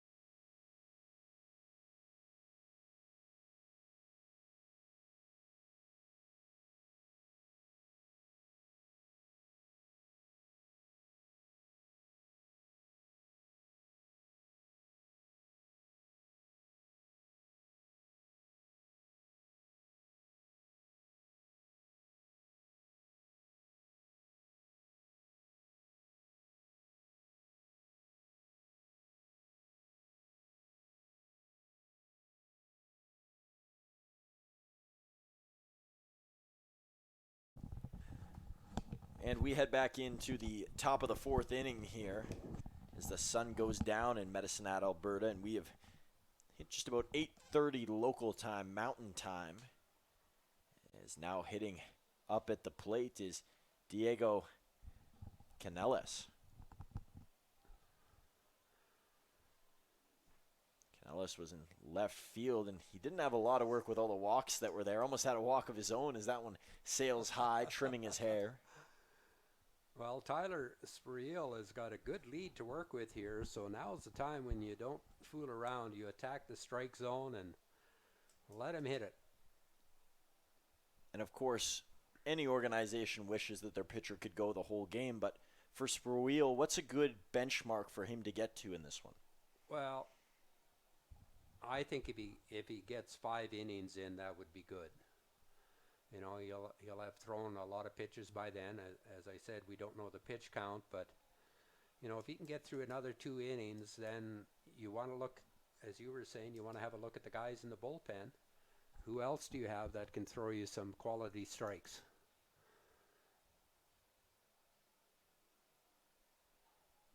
And Spruill not finding really any strikes during that at-bat, just the one, but the 4 balls will lead to a leadoff walk for Canellas. Yeah, that's the 3rd leadoff walk given up by Spuriel, and the other inning it was a home run.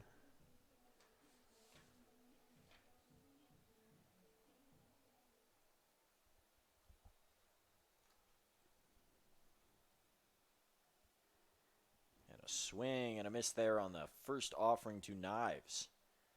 Defensively, it's been a long night for him, but we'll see if he can start to churn something out at the plate and make up for it.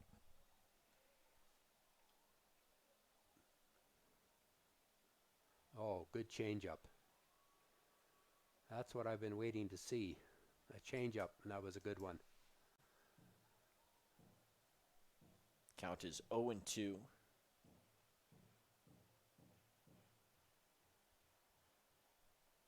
That one down low, Chabot gets to it.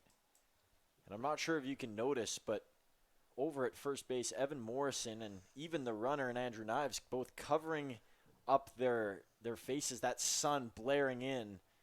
And you see that just about once a game during the night games here at Athletic Park. Yeah, that's at this time of night, any throw from the third baseman or the pitcher is right in the first baseman's eyes, and you'll see a lot of times our middle infield will bounce it over there, especially from third base. They'll throw a one or a two hopper to first base. And there's certainly an art to that as well. If I can remember back to last year, there's that little apron at the very end, and when a ball hits there, sometimes you can get a hot one that bounces right over you. Speaking of bounce over, that one gets behind Chabot, and hopping over to second base is the runner in Canellis. That'll be a wild pitch.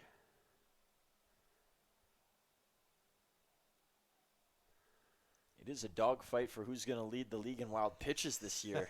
Just about every pitcher has been struggling with the command. The catchers are going to get lots of exercise running to the backstop.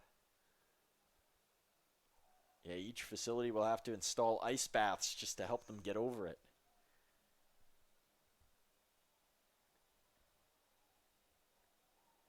Speaking of facilities, Ross Wells Ballpark, where the Miller Express play, and which they'll be at tomorrow night, is getting prepped for their opening day. Sure exciting for all of the fans down in Moose Jaw. 2-1 count here in the battle between Spurwheel and Edwards.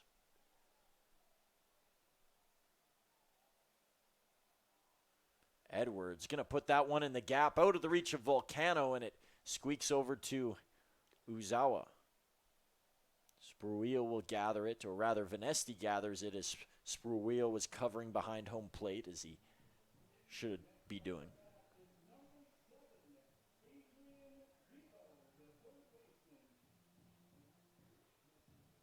And it's Adrian Vivo up to bat. Well, we're one pitch away from trouble, or one pitch away from getting out of this inning. I will say it's quite crazy that the hits are only 4-4. Mavs have more runs than they do hits. That's not something you see very often. Actually, that makes no sense, because you could hit a 3-run homer off one hit. Disregard anything I just said.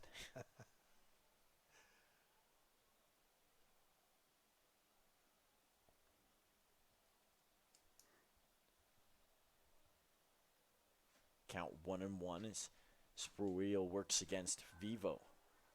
Mavs would love a double play here, either towards Dale or Volcano. Might be a bit of a stretch if they have one hit to Venesti. Gathering it with the bare hand there was Chabot. Looked like another changeup. Nobody warming up for the Mavericks here, as Spurwheel's had his slips at times, but he still managed to carve his way around this Miller Express team as he hails this one in, and it's a foul from Vivo.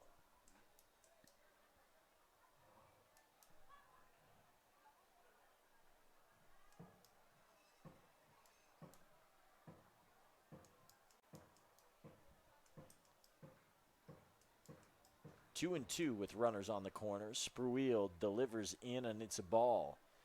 The bases Just missing could with be that. loaded. Just missing outside with that pitch now. Looked like a changeup again. You know, you got the number 8 hitter here. I would challenge him. I wouldn't give him anything soft. Go right after him. Spurwheel will delay and go to first instead.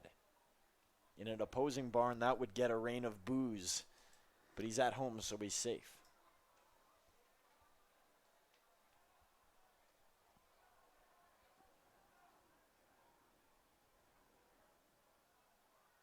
Here comes the throw, and a swing and a miss. A big strikeout for Spurwheel.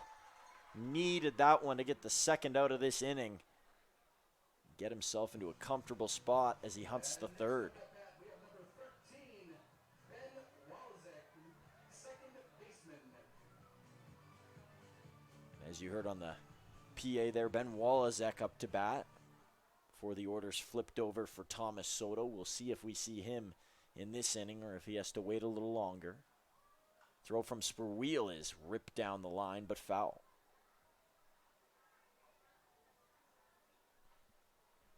And now a couple of bodies down in the Mavs bullpen. Can't see an exact number yet, but we know it's a lefty. A lefty with a single number on their back. Looks like number 3, is it?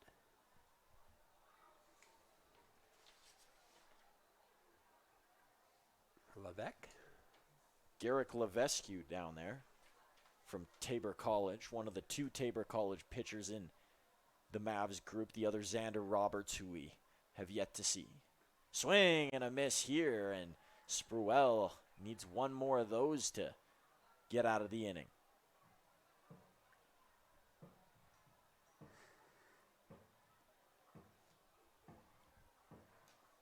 Opportunities have been there for Moose Jaw. They've had runners on base.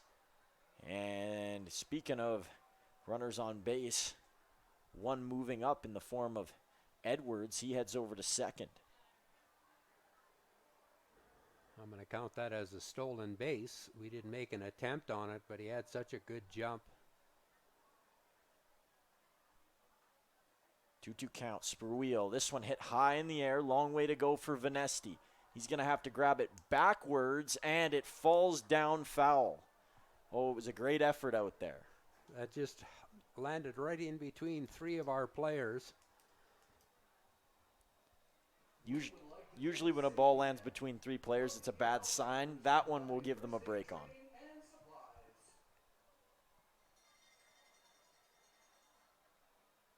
This field's going to need a lot of water on it after today. You can see it's starting to get a few brown patches in the grass in the outfield. It's been so hot, plus 30 yesterday, plus 31 today, and I think tomorrow's supposed to be warm too. And we've talked about the elite weather that Medicine Hat has had, but at the same time, we've had no water here, so it's been a bit of a stinger. Oh.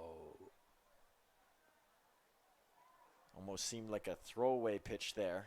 Well, number 9 hitter, go after him. You were trying to nibble with a little bit of off-speed stuff. I would challenge him. We know that Spurwheel has pace to that fastball. He's going to jam him here, but gets a foul off. Yeah, pitch to contact. That's your job. Let him hit it.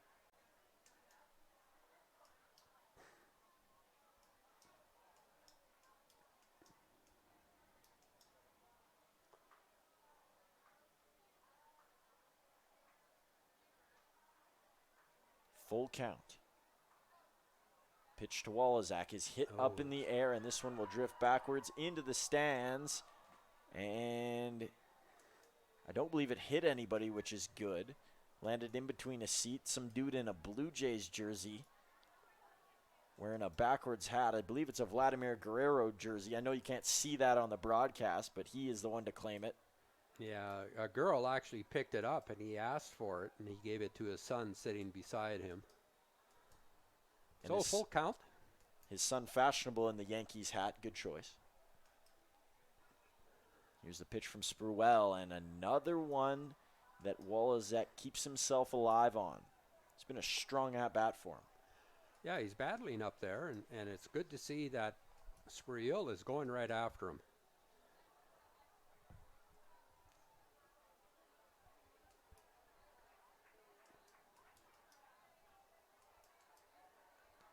Throw from Spurwheel, and it will be a walk. I think that might be it. Well, Cesar Rodriguez is going to come to the mound here, which okay. So he'll probably get one more batter. Top of the order. And we saw yesterday when Cesar Rodriguez came out and talked with the pitcher. It was Foster Voiko, and he really rebounded after that. So the pep talk worked wonders for one pitcher, and we'll see if it can do the same for Spurwheel, who is hanging on tight to get through one more. I think when Cesar went out last night, it was a different situation. The pitcher, I think it was only early in the game yet. And right now, Spurwheel looks like he's at the end of his tenure out there. And that walk out there might have just been to give the pitcher more time to warm up too. Because right now he's walked 5 batters so far in 3 2/3 innings. And you got the heart of the order coming up, so you want to give them a different look. This is their 3rd time through the order, and Soto is not going to be an easy out. And he's a great contact hitter, as we talked about before. Having a guy like that in this spot is a huge advantage for the Miller Express.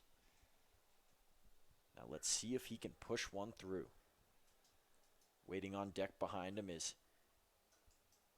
DeGrazia, if we get there. Or DeGrazia, pardon me. One low to Soto, and it's 2-0. Soto's going to be looking for something good here that he can hit to the left center or left side of the field. He won't be late on it, I don't think. Yeah, if Spruill's going to lose to him here, you'd like to die by something in the zone. Here's one flushed up in the air by Soto, and it will land in the stands.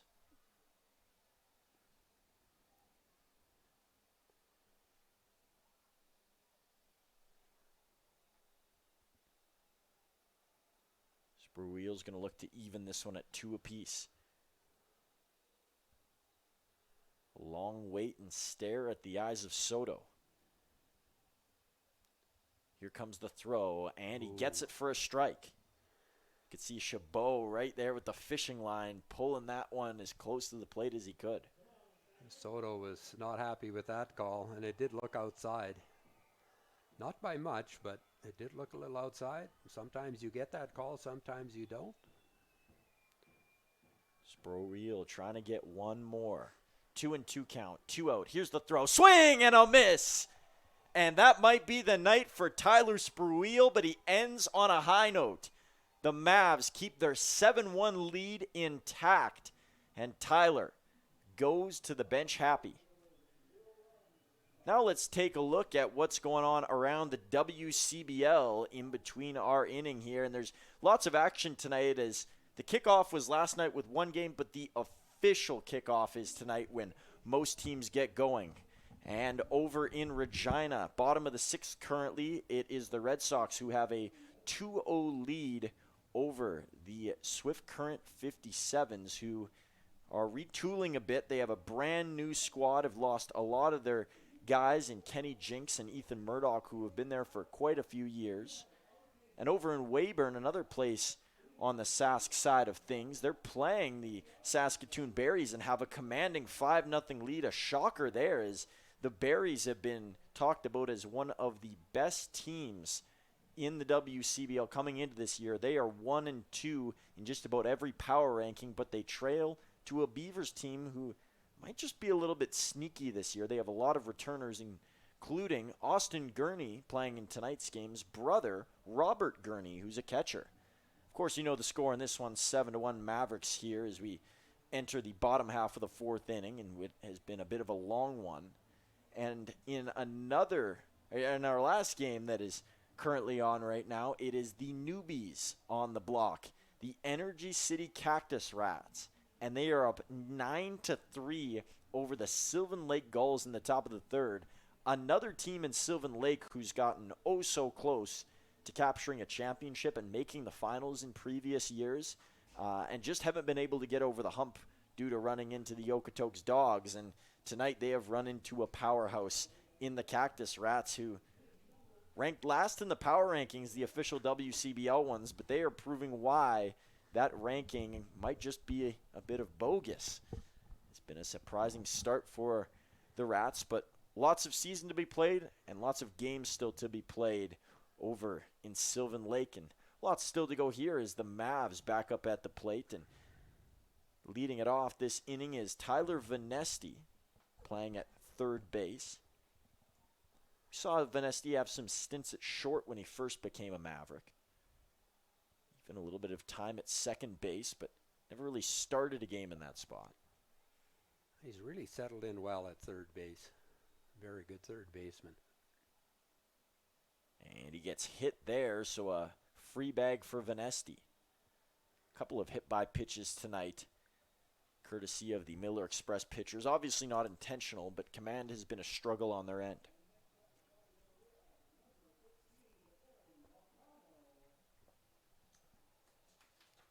And out there for another inning of work still is Josh Bourbeau, who despite getting out of last inning, really was fighting with himself and fighting with his pitches to get them in the zone. Well, and Moose Jaw have activity in their bullpen as well.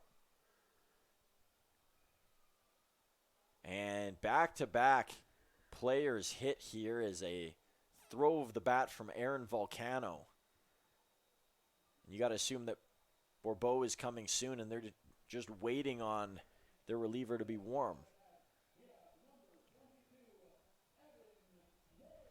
And Evan Morrison coming up to bat here.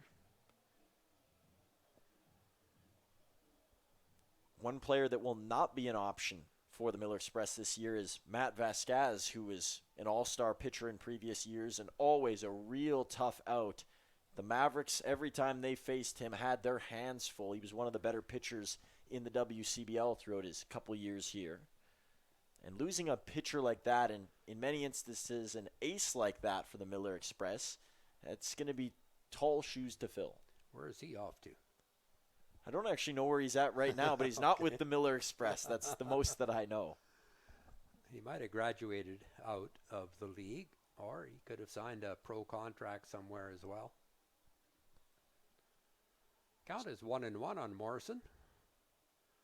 Let's get a pitch to drive. He'll wait on that one and take a strike. Doesn't really like it with a couple of head shakes. That is one of the unique things about our league. Sometimes you don't hear about guys and where they go right after, but several years later when they maybe return to their teams or come out to the Diamond, you hear about the story that has progressed in their baseball career. Morrison flails that one, and it was a bit of a half swing that almost got in there. Well, I think he was expecting that curveball. It was a backdoor curveball, and I think he was expecting it to miss way outside, and then he saw it breaking towards the plate, so he just flipped his bat out at it. And that's a good piece of hitting. It doesn't look good, but it keeps you alive because you don't want to get called out on that ball you could have fouled off.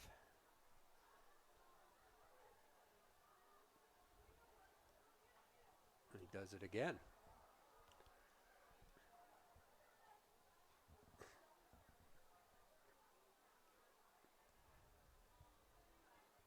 So Morrison will reset. I think there might be some bug trouble over at first. I was just watching Volcano waving his hands. We know the bugs like to come out at night here when the lights shine bright. You're able to see them, and down on strikes there is Morrison.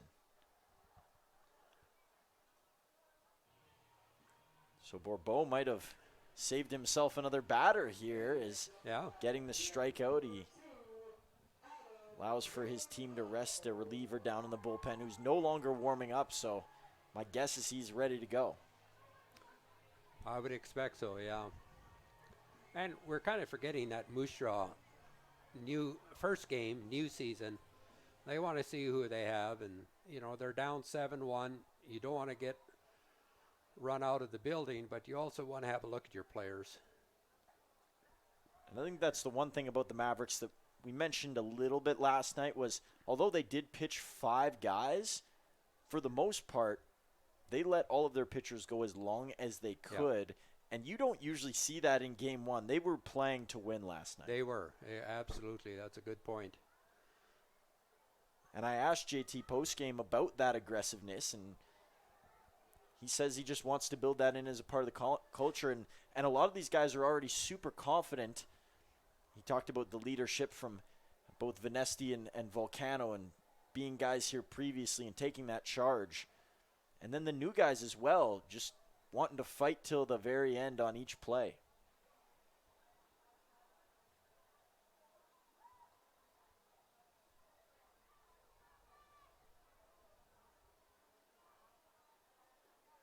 Comes the throw, and it's down low.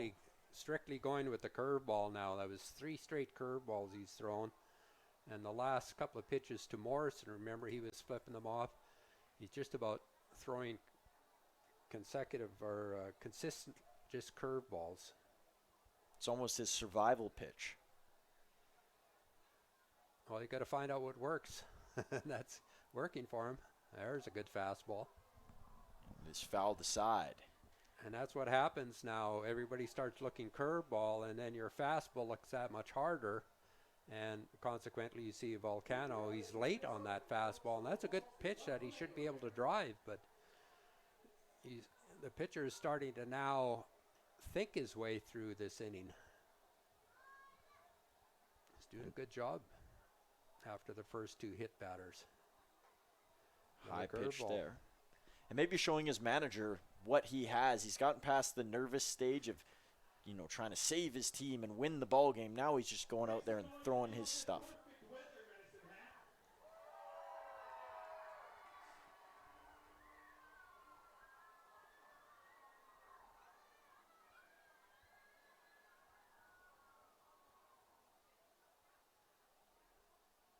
That one not close. Good job to block it there. It was a great moving job. sideways. That was a great job of keeping that ball in front. Keeps the double play in effect.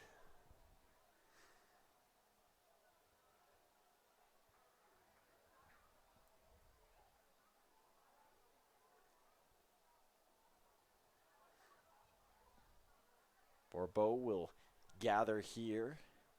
Step closer and step forth. Floated in, and he rings up Volcano. Good placement. So with Volcano down on strikes, it sends to the plate Blake Dale. Dale still getting warm in the season here, playing in his first game, as we mentioned before. But outside of playing ball at the park, he's going to play with a different type of ball away, and that is golf. A huge golfer and a very good player as he shoots this one up near first. Good play with the dustpan there from Gurney as he sends it off to Bourbeau, and he sends us out of the bottom of the fourth inning. And now we take you to a formally live exclusive interview with Coach Jonathan Thornhill of the Medicine Mavericks post-game last night. Do you think having a group with lots of guys who haven't faced Okotoks and are new to the league and don't have the perception of them as these higher-ups was in favor of you guys tonight, that they were just playing ball against another ball team? Yeah, I think it was a combination of both. I think the returners had a large part in it. Like we want to make something special here this year, and when you get a chance to face Okotoks anytime, it's new to me too, right? And when you get a chance to face Okotoks, it's going to be a challenge, and our guys they didn't back away from it. They know they can compete, and it was a fun one all the way around. And kudos to Okotoks for answering like they did, and good game back and forth, and just glad we came out on top with it. For sure.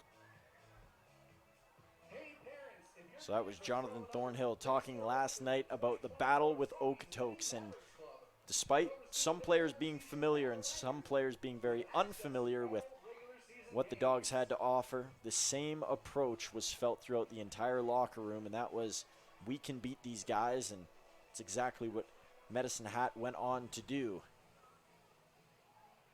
JT seems like a very fun coach to play for. He's always got great spirits, super positive, loves the game of baseball, and he's a player's manager. He loves all of his guys. I'm sure he will back all of them up, and he just wants to see them get better and really have fun with them throughout this summer. I think he's a little kid every time he comes to the ballpark. It's like that first time all over again. Well, we got Garrett Levesque into the game in relief of Tyler Spruill. Spruill leaves with a 7-1 lead. Only gave up the 4 hits and the 1 run.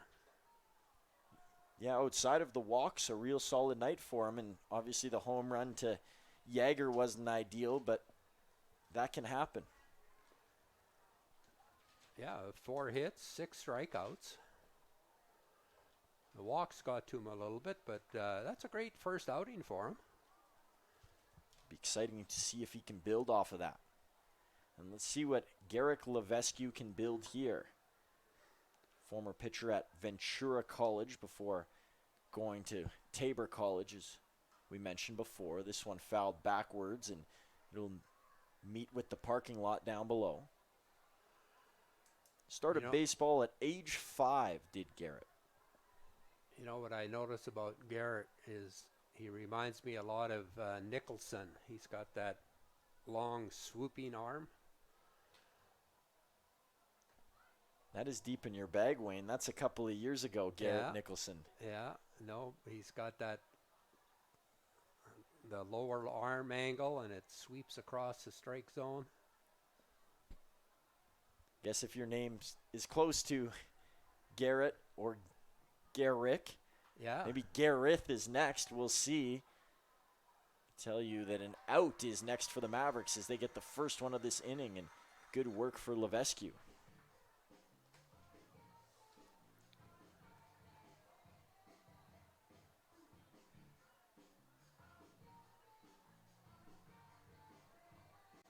Next up to bat, we have number 39, Austin Gurney, the first baseman. Austin Gurney climbs his way into the box here. And if there's a guy that's going to start a rally for the Miller Express, you think that his number will be called. He's done it in this building before. He's not afraid of the moment whatsoever.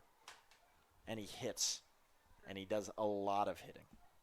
The difficulty right now is that nobody's getting on base in front of him.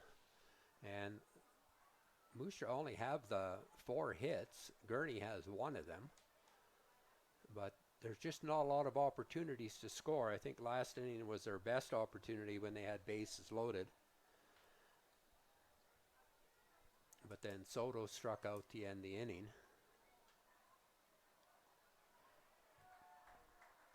Strike hits Gurney, and he's behind 1-2.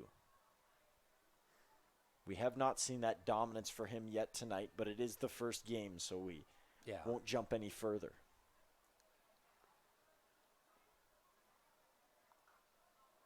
Gurney will turn that one foul.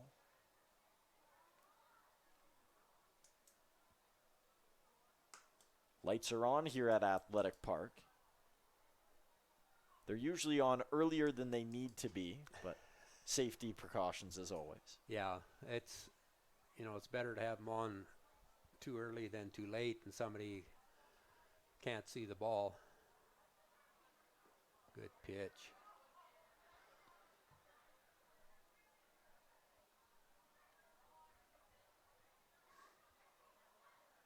Levesque will get into his stance here. He's got a little Craig Kimbrell with the arm hanging movement. Not as low as Kimbrell used to go, but a little bit of that as he hails one in there and gets Gurney. Not even an offering from the All-Star, and Levesque looking right at home here. Next up to bat, we have number 26, Jackson Yeager, the designated hitter. Jackson Yeager, the only man to get on the board for the Miller Express, gave them the lead right off the hop, and ever since it has been quiet from the Express offense. Yeah, the big home run over the left field fence.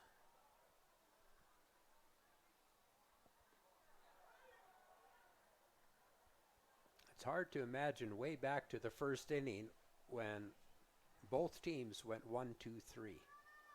And then the game slowed down. And now we might have a 1-2-3 inning again. A bouncer way short there. Not the best from Levesque. But outside of that throw, looks like he's hit almost all of his spots. Yeah, he's been attacking the zone. And that's a success for a pitcher.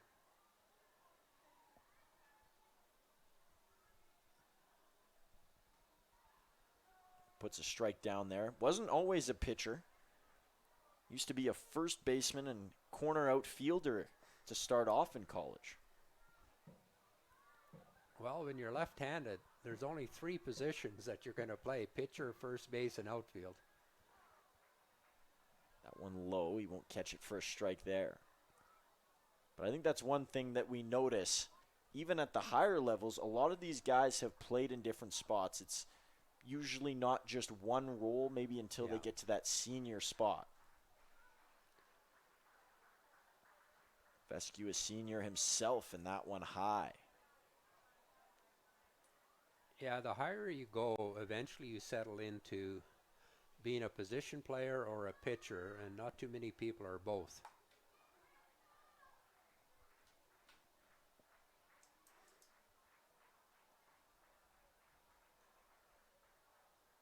Good pitch. Strike 3. Garrick Levesque with a beauty of an inning, and that closes out the top half of this 5th. Boy, if that's the juice we're going to see from him this year, picking spots and hitting them like he did, it's going to be a dangerous weapon that the Mavericks can deploy.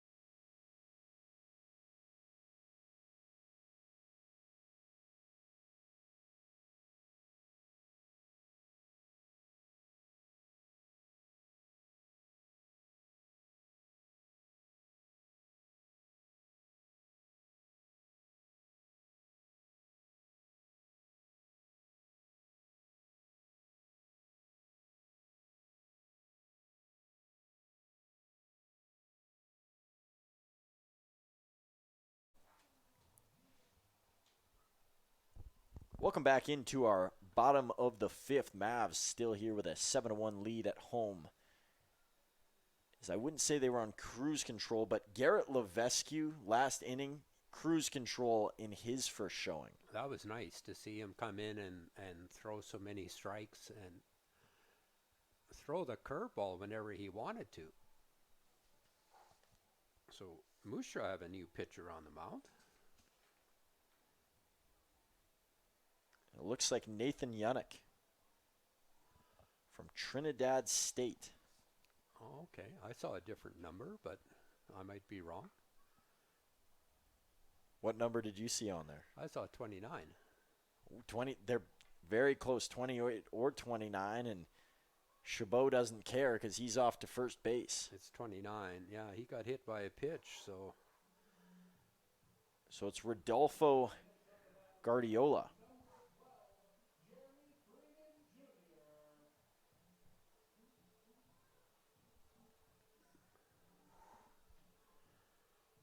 That's the 5th hit batter tonight to go along with 6 walks. You know, if this was a couple seasons ago, Walk This Way would have played way too many times. You are right about that. It's the former Mavs walk song, and redundant would be an understatement.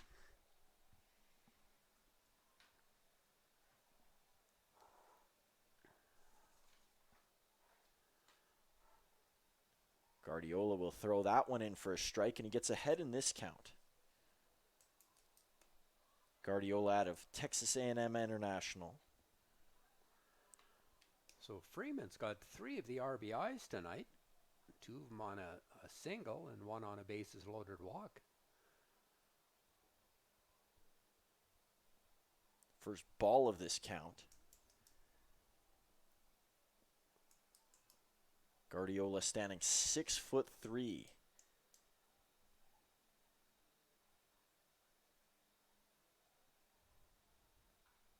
This one punched along into right field, and a great piece of hitting there from Freeman as he throws that one over. 2 on for the Mavs here with no outs, and Guardiola in a familiar spot that his teammates have been in tonight, working with runners behind him. He's got to face one of the better contact hitters here in Uzawa. Well, this could be a big inning for the Mavericks. 8 and 9 hitters get on, and now you got the top of the order. Gurney playing in, expecting a bunt. Third baseman playing even up with a second base bag.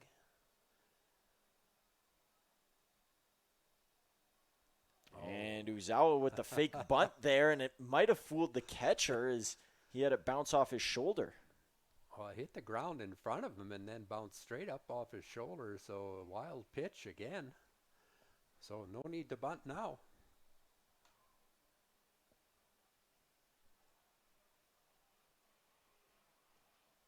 See if Uzawa can pull one over into right field.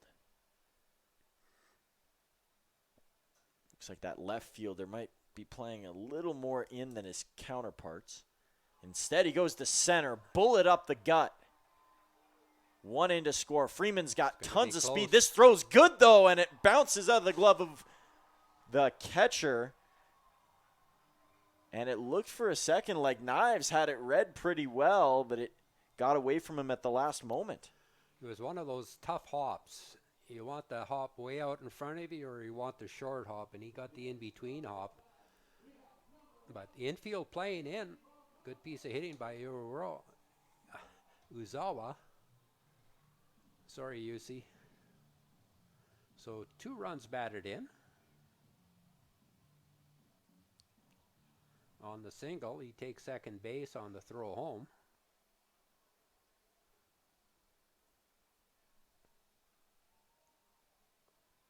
And Uzawa's going to go. Throw down to third base, bouncer, and gathering it at the last moment. A nice little play there from Vivo. Yeah, that throw really had no chance with the speed that Uzawa goes at. Well, plus he doesn't wait around. And sometimes the best pitch to steal is right after you get to second base, because everybody kind of eases off a little bit. Okay, he's at second base, not expecting a steal of third. And Uzawa, that's his game. Get on base and run. Use your speed.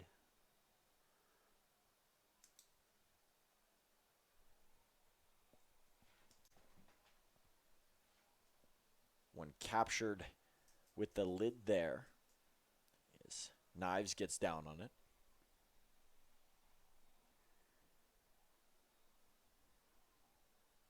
Count is 1-2 here as Guardiola gets ready to deal. Swing and a miss, and he gets Volcano on strikes, and a much needed strikeout, not just for Guardiola, but the entire Miller Express crew. They needed one. They just needed one. Yeah, it's a big out. I'm trying to get a hold of the 50-50 lady. It's my turn to buy tonight, Truman. But we'll see if it's your turn to win. Waving my arms up here.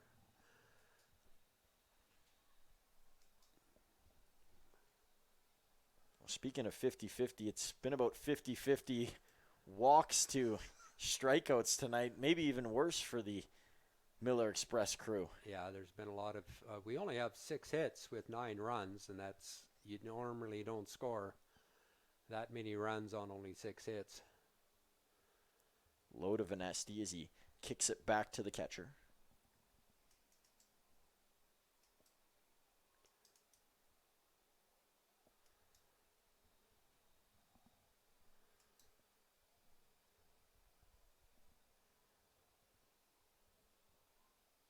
Guardiola in and out of the hand, and that one down for a ball as it didn't get back towards the plate.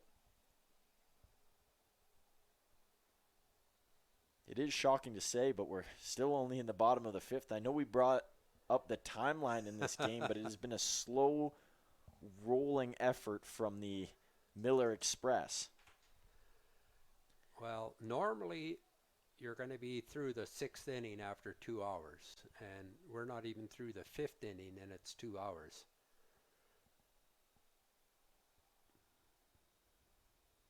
Vanesti waits on the pitch, and that one in and out of the glove of Vivo. So Vanesti will get over to first. Uzawa, good read there. He stayed put. He's a little further off the bag. That one landed right at Vivo's feet. That ball was hammered by Vanesti. He destroyed it, and it was good that Vivo was able to get a glove on it. Aaron Volcano comes up to bat with runners on the corners. Chance to get in a couple more, get the Mavs into double-digit territory as they lead at 9-1. And looking at a couple of the other scores around the league as we check back in, Regina still up 4-0 against Swift in the bottom of the 7th. Also the bottom of the 7th down in Weyburn, and they still lead 5-0 over the Berries. And it's still a 9-3 lead for the Energy City Cactus Rats in the bottom of the 5th. So 2 innings have roughly gone by in each of those games, and all of those scores have remained the same.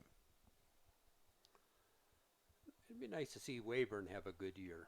You know, they've been struggling the last couple of years, and it'd be nice to see them get back on track.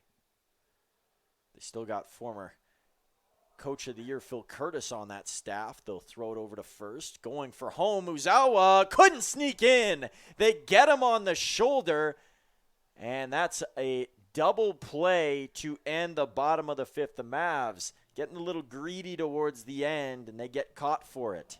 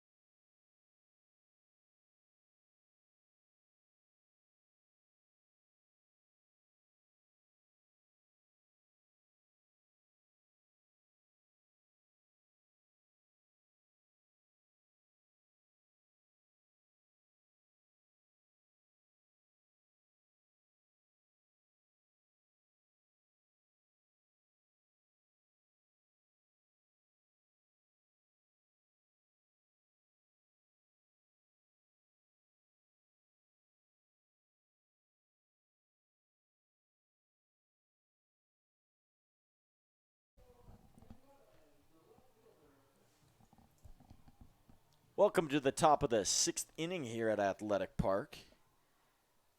And Diego Canellis, the first batter in this inning that Levesque will see, and he almost saw that ball go right in between his eyes. That was a slow curve ball that didn't curve and wasn't near the strike zone.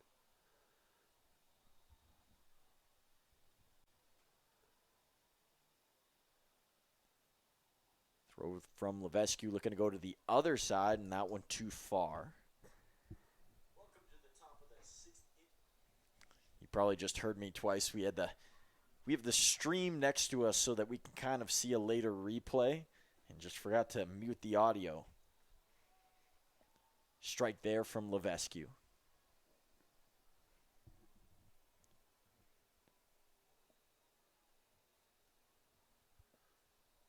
Mavs got a few games on the schedule coming up. They'll be in Swift Current tomorrow for a battle with the 57s, a team they'll be seeing a lot of in the first half of the season. They'll be back here on Saturday night to play off against the Lethbridge Bulls, who don't start their season until tomorrow. They're one of the later teams going. Them and the Brooks Bombers will play off in Brooks.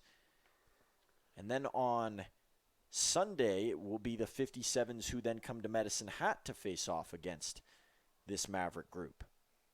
So they'll get to know the green and orange pretty well. And right now, they're getting to know Garrick Levesque pretty well. He does usher a walk there with no outs. His first real blip within his performance. Nobody warming up for the Mavs on their end. There's a couple of players standing around down for the Moose Jaw Miller Express. That might be the pitcher to enter in this bottom half of the sixth when we get there. Personally, I'm not a fan of the schedule at all, the league schedule. You know, we have Lethbridge come here twice. I don't even think we go to Lethbridge.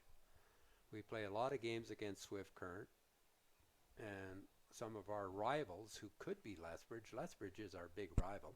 We only play them twice. Yeah, people have asked me around the park who are our biggest rivals, and I think the hatred between Okotoks and Medicine Hat is always there because they see each other in the playoffs a lot. A little bit with the Miller Express as well, just because they have seen them in the playoffs a bunch. But Lethbridge and Medicine Hat, historically, sports-wise period, have had a long, tenured kind of anger towards each other. But how many times are we going to play them this year? 4 times? Yeah, not often enough. And a large part of that is due to the divisions, the fact that they're in that West division. Yeah. And so they don't match up as much, where Medicine Hat will get a lot of those Saskatchewan teams because they do belong in the same division. But it's not even Saskatchewan teams. We don't play Weyburn or Saskatoon near as much as we play Swift Current and Moose Jaw. And to me, it's so easy to balance the schedule out with 12 teams. I mean, I've looked at it and think, oh man, this would be so easy to do. But apparently they want those rivalries, but are we going to see Sylvan Lake this year? I don't think they even come here this year. And the Energy City Cactus Rats, the Fort Mac Giants, none of those three come to Medicine Hat this year. So for a new team like the Cactus Rats, they can't even gain nobody can get a perspective of who they're like here, and people from around the area who might be excited about the team, they got to travel long ways up north to be able to go and watch a club like that. I think we could have a good rivalry with Saskatoon. They're not far away. We play Regina in the playoffs a lot as well. So that's another rivalry, but you know, again, we don't play them as much as Swift Current. So full count, nobody out, runner at first. Levesque gets a swing, but there's a tip involved, and so that will keep the batter and knives around.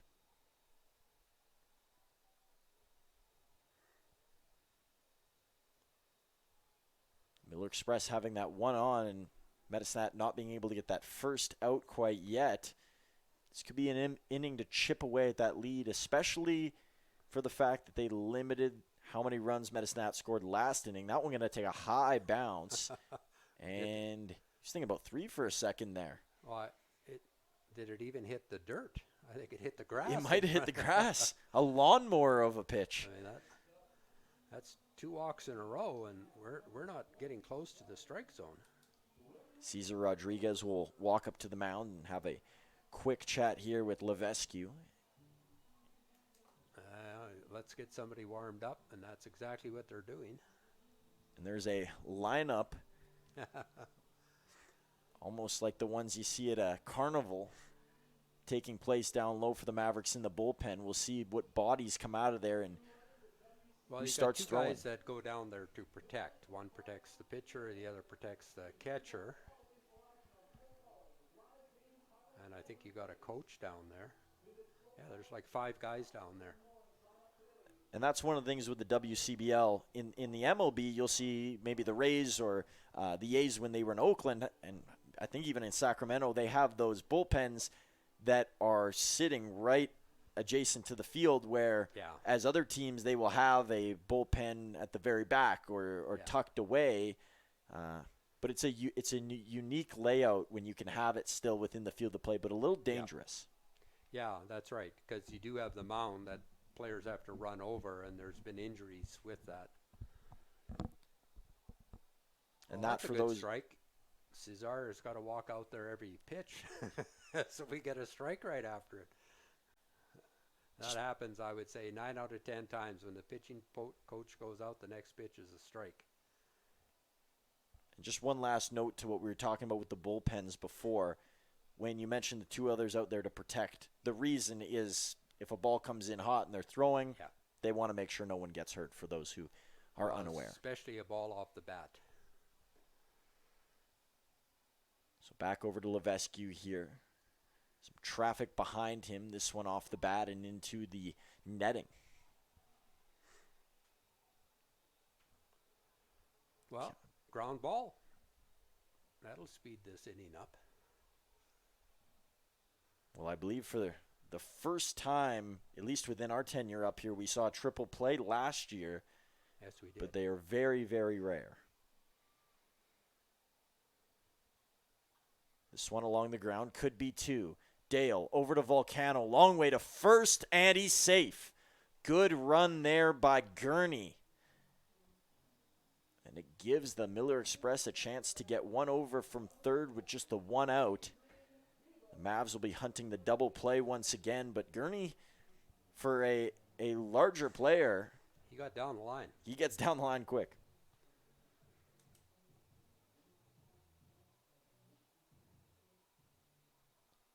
Following behind him is Jackson Yeager, who went yard earlier tonight. He's responsible for the one Miller Express run.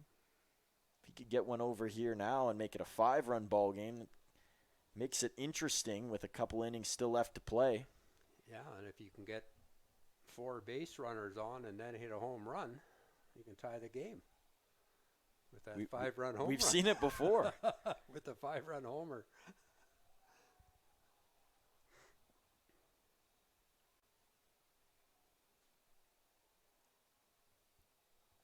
Well, good news. Edmonton Oilers won tonight. They're in the Stanley Cup playoffs again. It'll be a rematch with Florida and Edmonton. Sounds pretty boring to me. This play might not be, though. Freeman, good speed to get there. 1 run will come in to score, but the Mavericks are going to get the out here. So it's now a 9-2 ball game. Sacrifice fly, courtesy of the DH Jackson Yeager. He's having himself a good night, aside from all the other craziness that's gone on for the Miller Express. Still one on over at first. It's Austin Gurney, and now up at the plate is Diego Canellis.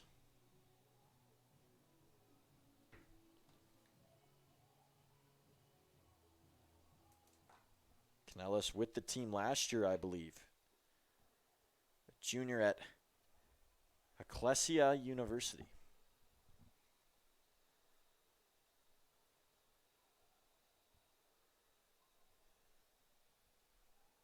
Wayne, do you know where Ecclesia University is? Or it could be a college as well. It just says Ecclesia. Yeah, well, if he's a junior, it's got to be a university. No, I have no idea. I hadn't heard of it either before this. Sounds religious. We'll have more on where it's at in a moment.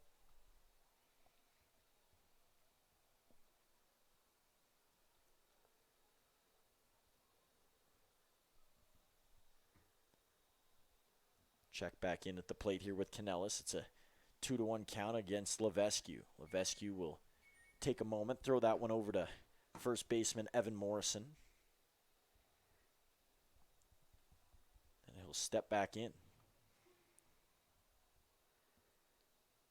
Ecclesia College, a private school in Springdale, down in the U.S. This one hammered out over into right, and it comes down. So the Mavs get out of the inning. They do give up the 1 run, but it's not going to harm them too much. They still lead 9-2. And Wayne, for your question, which state is Ecclesia College in? We're still waiting on that answer. We'll be back with it. But first, let's talk about another place.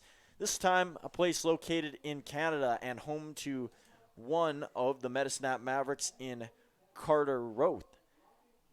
It is Stratford, Ontario, nicknamed the Festival City. And it's a long ways away from Athletic Park. Despite being in Canada, it is not close to Medicine Hat, believe it or not. It is a total 28 hours away. And I myself have actually made the trip from one place to the other. So I have gone on that 28-hour journey. The population, just over 33,000 people. It hosts the Stratford Shakespeare Festival, which is 72 years old. Shakespeare and theater, big things around the community. The theater? I believe it's outdoors. Well, they have several theaters. They do have that very big one that's indoors, but they have an outdoor one, I believe, as well. It's world famous, that Stratford Theater, the Shakespeare plays that they put on. Stratford officially became a city in 1886, well before my time. Wayne, is that well before yours? Well, that was a Tuesday, as I recall. My apologies. When they incorporated the city. I was a little young at that time, but I do remember it. I got to hold my laughter over here. One person that has often been laughed about in the past, but is a real talent, is Justin Bieber. It's actually the birthplace of Justin Bieber. And knowing some people around the community, they said back when he was an early superstar, him and Selena Gomez, when they were together, would go on walks back in Stratford, and people would see them around, but obviously trying not to bother them with his status being sky high. So it's a little bit more about the hometown of Carter Roth, who's not playing in this game tonight. So Justin Bieber, he's one of your favorites, isn't he? He's not one of my favorite. He's got a couple good songs. I won't bash him too bad, but not my favorite Canadian artist. Who is it? Drake? I like some of the Drake songs. The Weeknd's good too. Yeah, Weeknd is good. Over to first, and Gurney will tap the bag and get the first out here. Yeah, lots of great Canadian talent out there.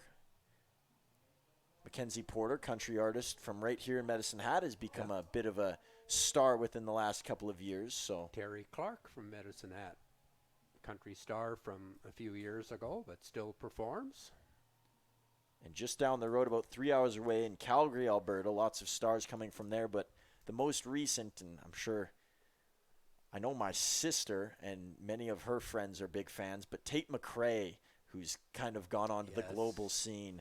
She was born in Calgary and lived there her entire life. Her brother played hockey in Okotoks. Well, Nickelback just up the road from us as well. In Hannah, you bet. Alberta.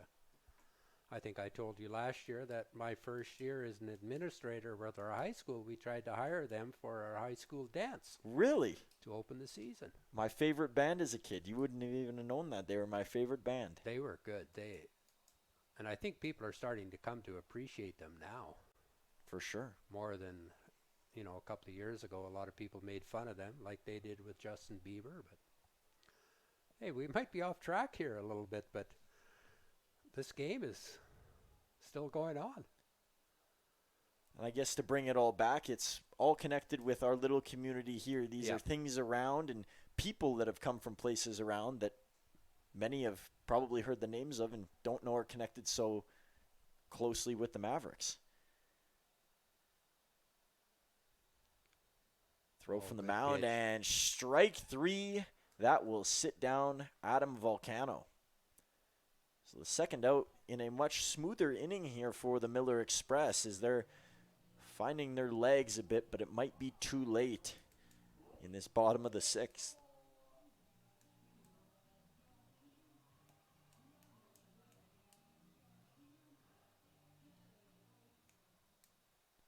Dale will wiggle the bat and get ready to go. First pitch is hit, and that one will not quite clear the diamond. A bit of a ricochet, and not good. I saw one person in the crowd kind of signaling that I'm not sure if someone got hit or maybe something got hit. I think it went over. Hopefully everyone's safe out there. His strike thrown here to Blake Dale, and he's quickly behind 0-2. You know, we're talking about music before, and Blake Dale, a massive country music fan. That's his jam. Teammate from last year here with the Mavericks, Michael Quick, said he used to drive him nuts listening to it all the way, and that at-bat is going to drive Dale nuts as he goes down on 3 consecutive strikes. And we head up to the top of the 7th inning where the Mavs are still heavily in control here at home, looking for their 2nd win of the season.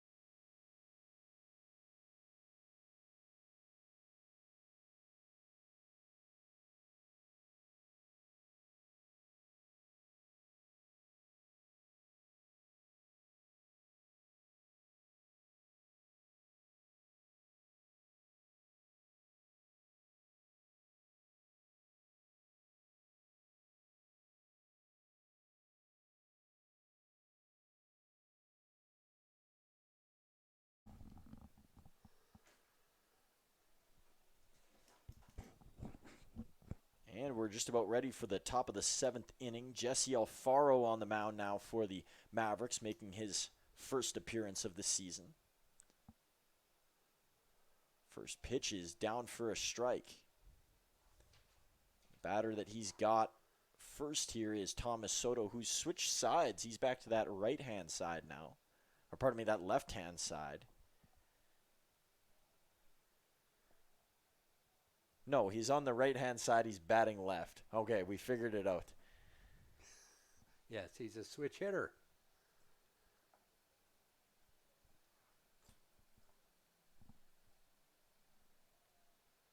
Alfaro makes it 2-2. Alfaro originally played Division I baseball at Fullerton down in California. That's a big-time school, Cal State Fullerton. Been to the World Series many times.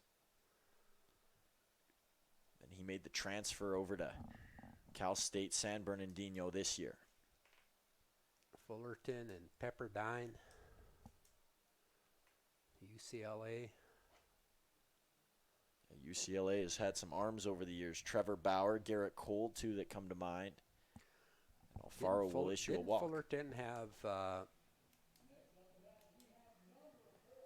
who was the shortstop for Colorado, and then he got traded to Toronto Blue Jays, Tulowitzki. Tulowitzki, you got it. And there was another infielder that is a major league star that was on the same team with Tulowitzki that year, or those years. Can't think of it off the top of my head, but... Yeah, I can't remember who it was, but I know Tulowitzki, and there was another infielder. I'm thinking, wow, what an infield. I've been surprised over the last 2 years. So many Mavericks, as this one hit up in the air here, and Base one able to be stolen by Soto, who got a good jump, but been surprised. Many Mavericks are Colorado Rockies fans, and many have said that they modeled their game after Troy Tulowitzki. So both of those things coming full circle here, but an exciting player to watch back in the day nonetheless. Well, lately we've been getting a lot of players from Colorado, especially with the coach a couple of years ago, last year. Kevin Mitchell always doing a great job up here, helping the Mavericks make the finals in 2023 and winning the Coach of the Year that year as well. And not an easy year for that team as their original coach left right into the season. Yeah. And Mitchell took over and was thrown into a difficult spot, but he delivered. And last year, obviously, a disappointing finish, but Kevin Mitchell, always one of the great guys in and around the WCBL. Really was a pleasure to have him here, and we hope he's doing well. And, Cody Henderson, a part of that staff, another good guy from last year, is this one hit out and goes right under the glove of Venesti. Takes a high hop in the air before Volcano gets it, and now 2 on here with no outs. As the Miller Express are starting to bake something up. That was a tough play. That's the type of ball hit at Venesti where if you sit back, you're probably going to get the in-between hop. And if you come forward, it's do or die because you got to get it in the glove. And that one bounced up and hit him in the wrist. So they've given him an error on that. Now a nice spot here for Austin Gurney.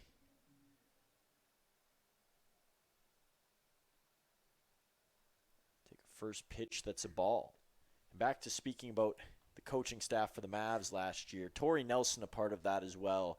Local kid here, spent a lot of his time playing local baseball at Medicine High School and played first base, a lot of different positions for the Mavs during his time. Coached last year and was unable to come back this season. So Torrey, a former teammate of mine, and we played hockey together, and just a really, really good dude. And Torrey, if you're watching out there, listening at all, hope you're doing well. And the Mavs miss you up here. We would have loved to have you back. Yeah, a whole new coaching staff outside of Chad Martin and the owner Greg Morrison. But 3 new coaches on staff. Speaking of 3, Alfaro with 3 balls in this count here against Gurney.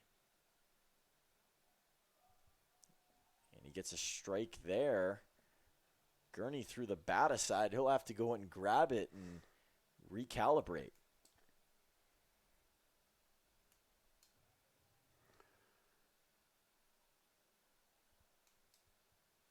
That might not hurt Moose Jaw too much with Gurney having another kick at the bat. Oh, another strike. And Gurney thought he was going again. Yeah. Now the one looked like a similar pitch in a similar location. So if you're going to call the first one, I guess you're going to call the second one. Alfaro might want to use it to his advantage here and throw it back on that side, get Gurney to chase. And that one too far. Not even a thought about offering as Gurney finally gets his walk, and the bases are loaded with no outs. Cesar Rodriguez will meet up with Alfaro at the mound. Nobody pitching in the bullpen down below, and it has not been a good debut here for Jesse Alfaro. No.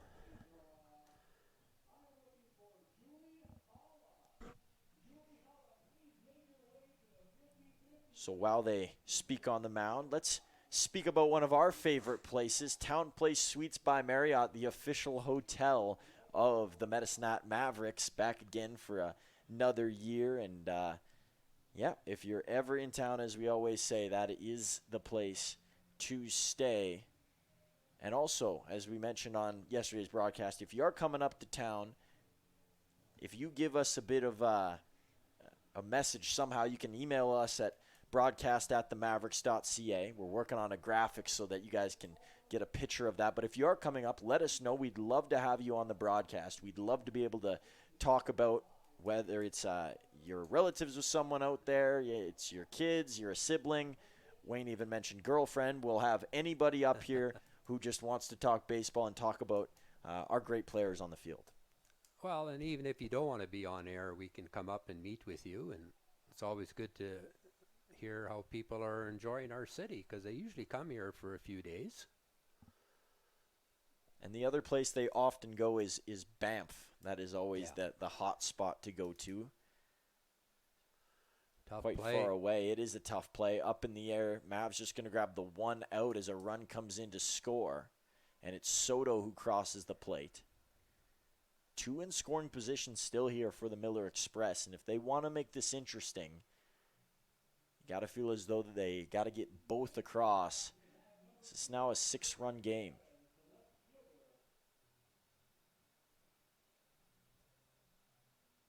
Yesterday's game was very tight, and the Mavs didn't relinquish, but towards the end, they had that blow-up inning.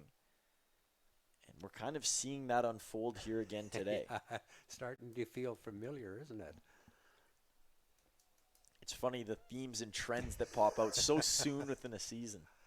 And you know what? I think that's the same with most teams. We just happen to see it a lot with the Mavericks, but I'm sure other teams experience something very similar. Well, in the words of my father, that's sport. That's Yes. what he always goes to, and it's really true. You get momentum on your side, and it's a great thing. And when it switches over to the other dugout, it's a cruel mistress.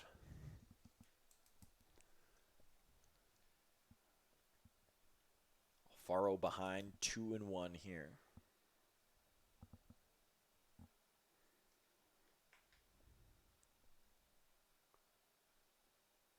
He's up against Canellis. Oof, 3-1. There is action in the Mavs bullpen again.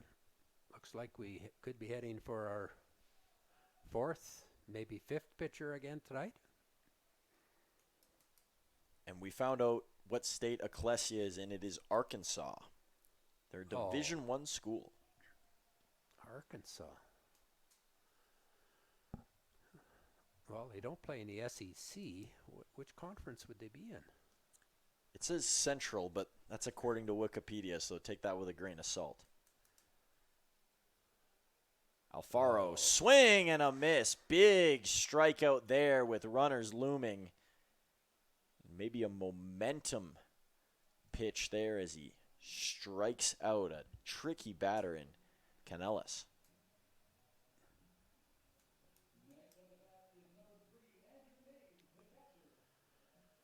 Naves has struck out, singled, and walked. He walked his last at-bat. Pitch from Alfaro is lost away. He got that single that landed just beyond Volcano and in front of Uzawa. Yeah, pitcher perfect placement on that hit. Yeah, it was.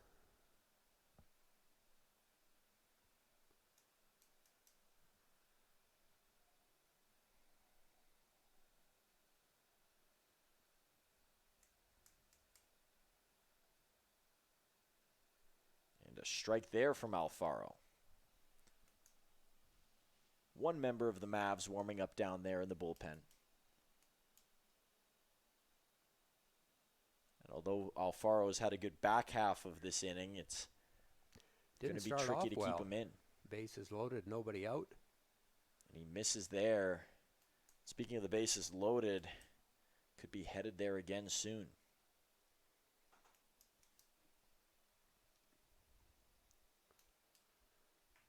Boy, we throw a lot of pitches in a game, don't we? Those arms got to be hurt. Well, you know, it's just about like we're behind on a lot of the hitters. We don't seem to be able to get smooth innings. We've only had 1, 2, 3 innings. Did we have that? Yeah, we did. First inning and the 5th inning. Swing and a miss. Big time K from Jesse Alfaro. Right when he needed it. It wasn't a strong start to the inning for Alfaro, but it's all about how you finish. And delivering a beautiful punch was Alfaro. Now, while we enter this 7th inning stretch, let's stretch into our first segment of this Thursday night, first official segment, and we usually save this one for Friday, our Friday night player spotlight. But without a Friday game this week, we decided to kick it off early, do it on Thursday. And tonight we are highlighting Blake Dale. Dale batting 7th tonight and playing in at second base. It's his second season with the Mavs. He's played for 2 different schools during that time. As we mentioned earlier tonight, he enjoys playing golf when he's not on the diamond. Got a chance to play with him last year, and he hits a real high ball on the links, and he's quite the player. He's Does a he massive, hit it high? Does he? You said a high ball, or very high ball, yes. so he hits it far and high? You bet. Good for him. And his brother actually played collegiate golf, so it runs in the family. He's not the only one who's got a game on the green Well, turf. you're a good golfer as well, Truman, and so is your dad. So you guys got lots to talk about on the course. There is lots to talk about, you bet. And Dale loves to talk about the North Carolina Tar Heels. He's a massive UNC fan, cheers for them regardless of the sport. And you know what comes with being a big Tar Heels fan.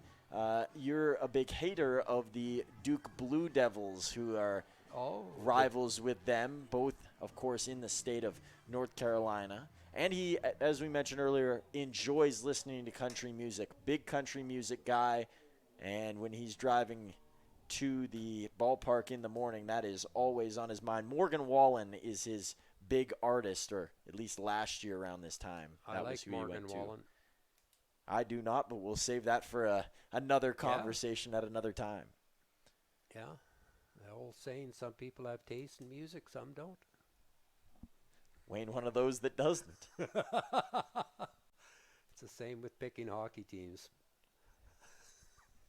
This one fouled off by Chabot.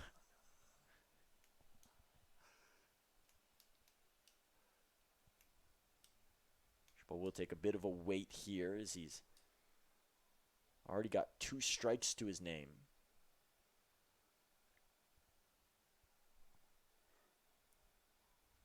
And this one going to be fouled off down the left field foul territory.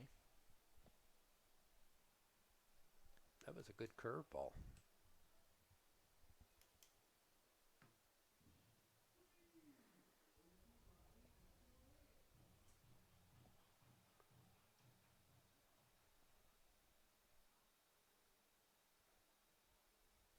Oh. Ooh.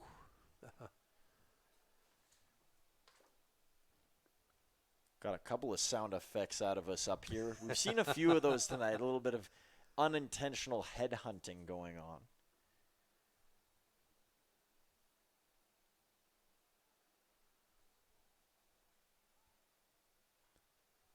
Thrown right down the stripe and a big bounce. Oh, a very interesting play. Chabot thought about 2, will stutter step and then step back over to first. That ball was hit hard. I thought it was a single, but it's going to go for an error.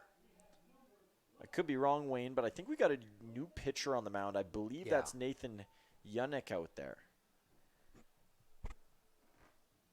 Yunick out of Trinidad State, as we mentioned before when we thought he might be in the game. A freshman over there. And teammate Evan Derringer, who's not in this game tonight, he announced that he's heading to Trinidad State, I believe, next year. So they'll be teammates once again. I would have given Chabot a hit on that. He hit it hard. When your third baseman has to backhand it off an infield he's not familiar with. But as we said, we're not the official scorekeepers.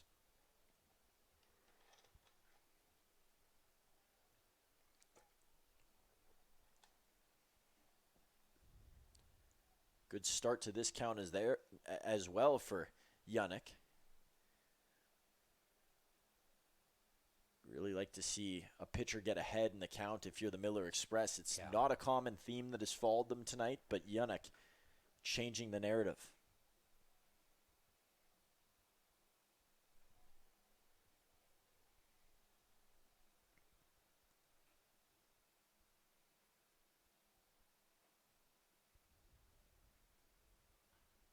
This one cracked through the gap. And a Mavericks offense that didn't get anything rolling last inning is in a nice spot here, and they're going after what Yannick is throwing in the zone. He's hitting the zone, but they're hitting it right back in his direction. Well, Freeman's got 3 hits so far tonight. He's 3 for 4, or 3 for 3 the other time he walked. And when he walked, he got an RBI on that. And that is a superb sign for the Mavericks. When you get the bottom half of your order hitting like that, I mean, it's contagious throughout the rest of the lineup then. And even when some of your big guys have an off night, you know that anybody in the lineup can get hot and carry you. And Freeman's shown that the last 2 days. Well, our number 8 and 9 hitters. I'm sorry, just let me get caught up here with the score. Our number 8 and 9 hitters have been on base all 8 times tonight. So good for them. And Uzawa will send that one backward. Noticing a trend, he likes to take his helmet off and do the hair flip after a swing and a miss. Maybe a good mental reset for him.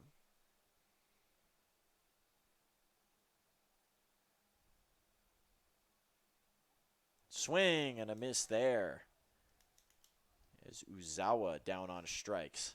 So finally able to convert on getting that third strike is the pitcher in Yannick.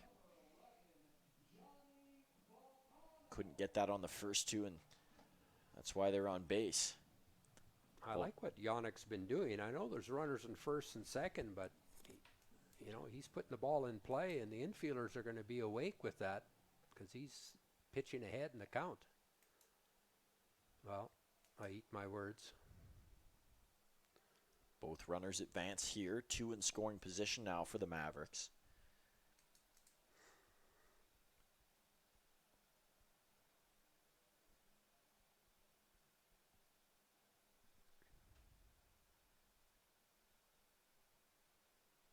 Infield is playing in on the grass. They're going to cut off the run from scoring. And a hard strike there to Volcano. Tilts his head back after.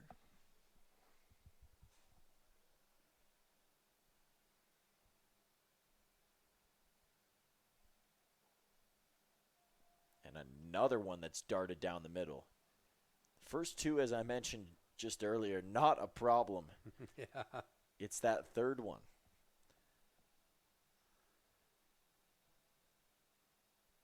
They always say that the series to win, or the game to win the series is always the hardest one to win, but the third strike is always the hardest one to get in ball. Yeah. Well, and the third out is tough to get sometimes too. Yeah, I know the Maple Leafs have trouble closing out series. Do they ever? If anybody ever chose to be a fan of them, I would question. And a long way to go there is Volcano. Lucky that he put that one far enough into foul territory. Well, the good thing is, though, you're a Yankees fan. They do make up for it. They had a great run last year. And, I'm a Blue Jays fan, of course. And, they actually had a big game tonight. They won, I think, 12-0, but up until then, they had soccer games. They were scoring at a rate of a half a goal per game. I know a guy that went on almost a Blue Jays, what would you call it when they go outside? Almost a protest of sorts. He said, I'm not watching any more games. I can't do it. Everybody says that. I think they eventually brought him back. Yeah. Everybody thinks their team should be better.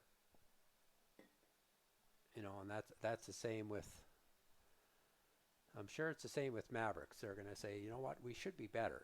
And every team, at the end of the year, there's only one champion. Everybody else thinks, we should have played better.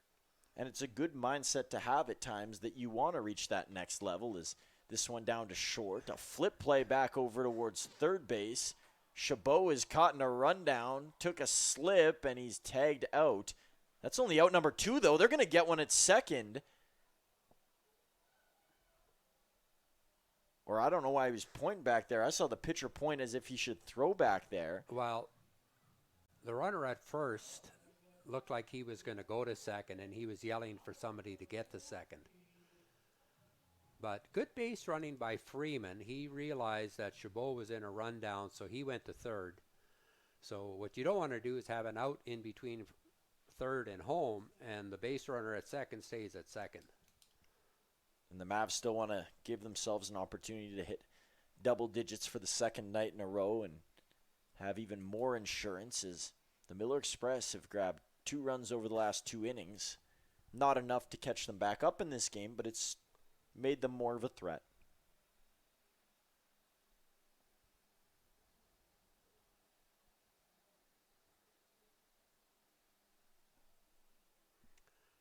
That was a good play by Soto there, backhanding the ball to third base. Had he turned to try to throw it to third base, I think Chabot would have been back.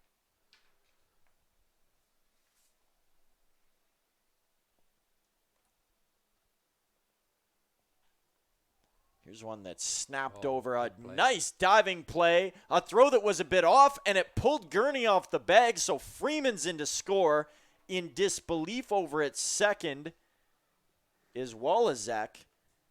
He had a lot more time than he thought. He kind of rushed the throw, and it pulled Gurney off the bag. Gurney did a good job of just keeping the ball in his glove. I thought it might be to the backstop. Yeah, couldn't get into that toe drag swag down at the end. And for Wallazek, I think he was looking down initially and lost track of the runner, and that's why he forced it out quickly. I agree. He had to look down to find the ball, and sometimes you think you're out of time. First pitch is a strike here to Aaron Volcano.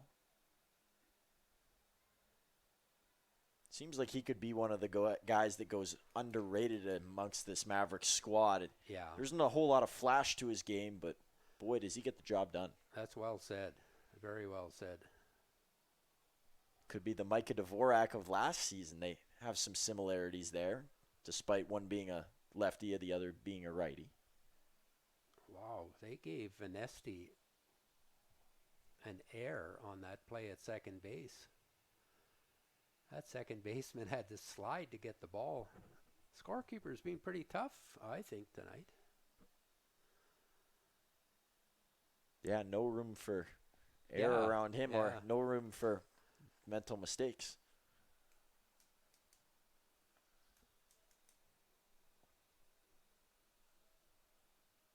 Count is 2-2 with 2 outs here in the bottom of 7.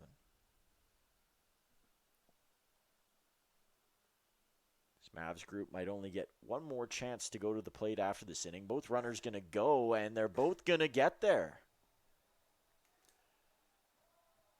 You know, that was good base running by Vanesti, because sometimes the trail runner doesn't run hard.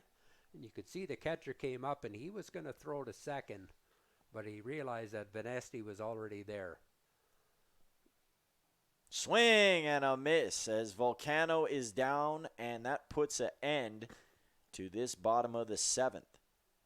So we go to the top of the 8th. A couple more chances here for the Miller Express. They relinquish a run here and now trail by 7. Still a little bit of a ways to go as the bugs are out here and they're currently on our camera system. So hopefully they stand by and enjoy the rest of the game, just like all of you out there, wherever you may be.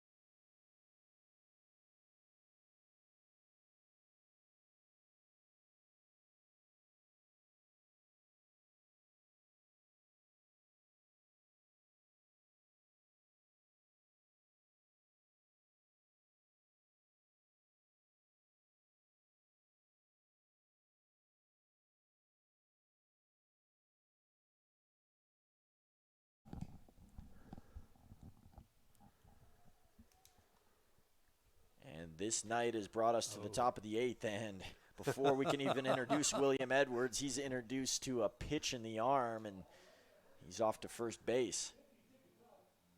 That is the first pitch of Graham Stack's Mavericks career. We didn't even get a chance to introduce him out of the University of the Fraser Valley. One of the few Canadian universities that have ball teams, UBC, U of C, also in that mix. Well, there's a conference of 8 teams out here in Alberta and BC. And then there is college baseball in Ontario and Quebec as well, university baseball. Just not very well known. It doesn't get publicized quite like No. the NCAA in any sport for that matter. That's true.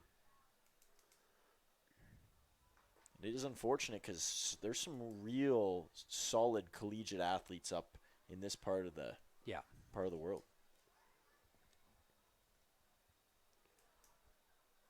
Stack will take a look over to first.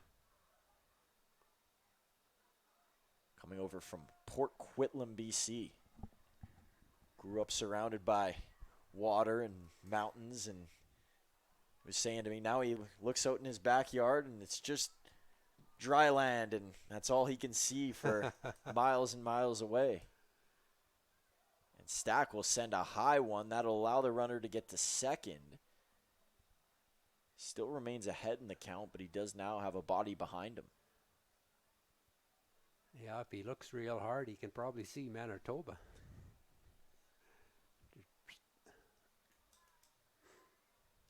Not all of Alberta is like that, just to clarify. You go up to Banff, as we mentioned before, and Canmore and some of those areas. Jasper, beautiful, beautiful parts of this province. Well, you even go out to Elkwater, and all of a sudden you're in a totally different geographical, archaeological area of Alberta. 40 minutes away from Medicine Hat, so it's the perfect destination to go to the beach, go on a hike, camp. So much to do out in Elkwater. It's worth the trip, too, if you're down in the area.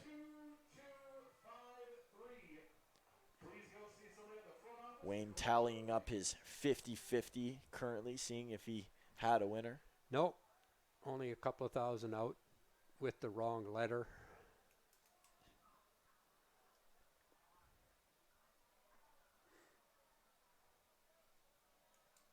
Attendance for tonight's game, 1,993 fans. And they're not counting us up here in the press box. There's another 7 of us up here, so 2,000 people. And Stack with his first strikeout as a Maverick. So 1,600 fans last night, 1,993 tonight. Thank you, fans, for attending, and thank you to all those who were tuning in to watch us on Flow Sports, or listen to us, I suppose.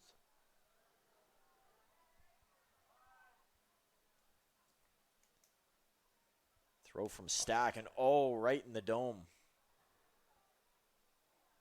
It has been a hot and cold showing here for Stack. He's either in the middle of the strike zone or he's near the batter. It went right off his shoulder, didn't it? Yeah. So we like to keep things close, don't we? Because now the top of the order up, Soto batting left-handed. Keep fans around. Yeah, we've kept him in check. He hasn't got a hit yet tonight. He's walked twice and struck out. And with the production from the Mavs bottom of the order and some of the inconsistencies from the top of the Miller Express order, it's changed the game completely. But the Miller Express also only having 4 hits is not something they're going to be very excited about. And the Mavericks themselves haven't even reached double digits in the hits category. They're still at 8.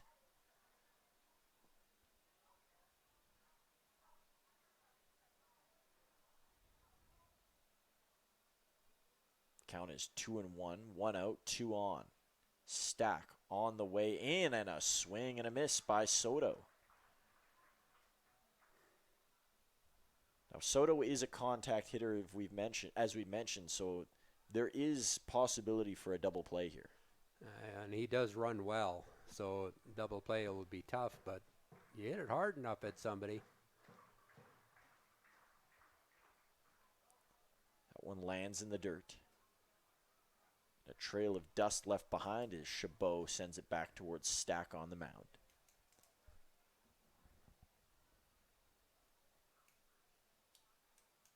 We'll return to the count at 2-2 for 22. And strike three looking. Soto is furious as he bangs his bat against his leg and takes a slow walk towards the bench. Soto does so much good, and we've become so accustomed to it. This is an odd night, but it's only the first night. Yeah. So, as we said with Gurney earlier, we won't jump too far, but not the typical Thomas Soto for those at home who aren't familiar with his game. And Stack is finding his game here, getting it into the strike zone. Some of those nerves have been shaken off. Stack, the first player to arrive at Athletic Park this season. Was he? He was over in Lethbridge playing some of his final collegiate games, and another hit by pitch here. That one hit the top of his head. Yeah, that hit his helmet. Third hit batter of this inning.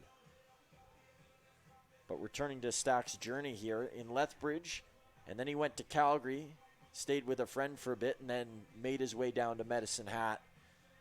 So not the furthest journey, but he'd never been out into Medicine Hat before. It was his first time coming here, so a purely new experience. And right? I think he's enjoyed it so far from what he's mentioned. Yeah. Well, it's very similar to Lethbridge, just not as windy.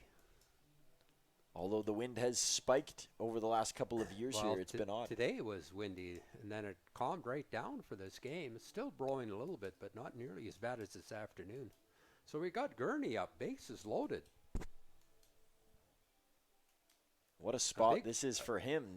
A big fly could put a little scare into us again.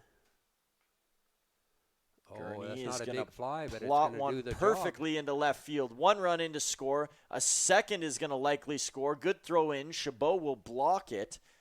And two on the board here for the Miller Express. So their run total now says 5, which means they trail by 5 here. But they got time, and they still got 2 on, and for Gurney, you get yourself back on base here, and you continue to, as you say so often, Wayne, just pass that baton along. 2 outs, though, for Stack. That does work in his favor. First pitch is a ball. And there is somebody warming up in the Mavericks bullpen. Well, we got to go through 5 pitchers a game, don't we? True? It's a ritual. Yeah. That seems to be the trend for this season so far. Oh. And both runners are going to get over. Chabot will get to it as fast as he can.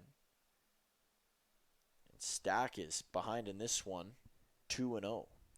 And as we mentioned earlier yesterday about our segments that we're going to be featuring every week, Sunday is Streaks and Trends. I can't imagine what we're going to talk about when Sunday comes around.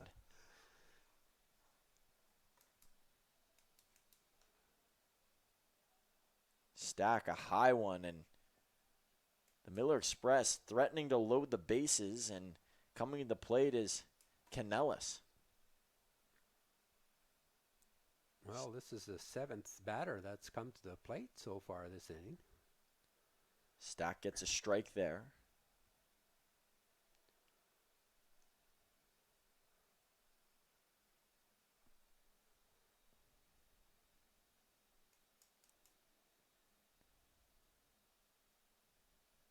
Stack gets a swing and a tip again from Canellis. I think he took a little bit off of that one, and smart to do so. And it was a little bit on the outer half of the plate, too.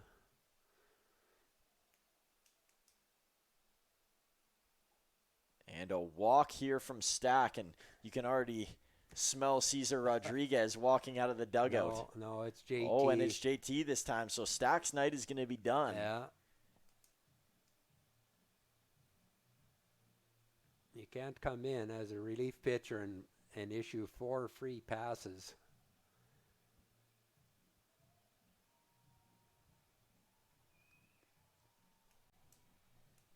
So we'll see who enters the game next for the Mavericks in a tricky spot with the bases loaded. Another game that it looked like the Mavericks had put their stamp on, and it's slipping away. Yeah, they're 1 hit away from, getting this to within 1 run. That comeback graphic we showed earlier in the show, it might Yes. once again make its rounds, and this game might be on the graphic next year if Moose Jaw can keep this roll going. Well, the question is, last night, 11 runs wasn't enough.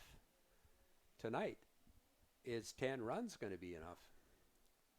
Do we have to score double-digit runs every game for us to win? It might just be one of those seasons where the runs are increased and pitcher dominance has gone down. We talked about it at the beginning of the game and a little bit last night, how this is a hitter's league. Pitchers seem to get eaten up here. And we can see by some of the other scores tonight, if I'm not mistaken, there's double digits in a couple of other games as well, or a lot of runs being scored anyway.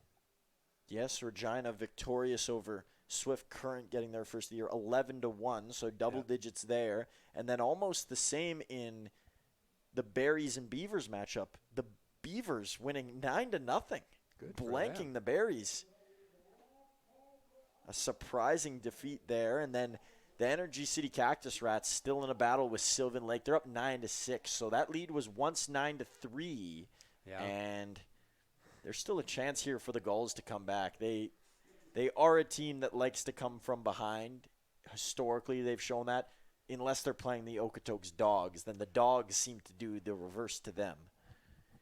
Well, and I'm pretty sure that the Edmonton team, I shouldn't call them that, but they are the Spruce Grove River Cats, whatever. The Spruce Grove River Cats.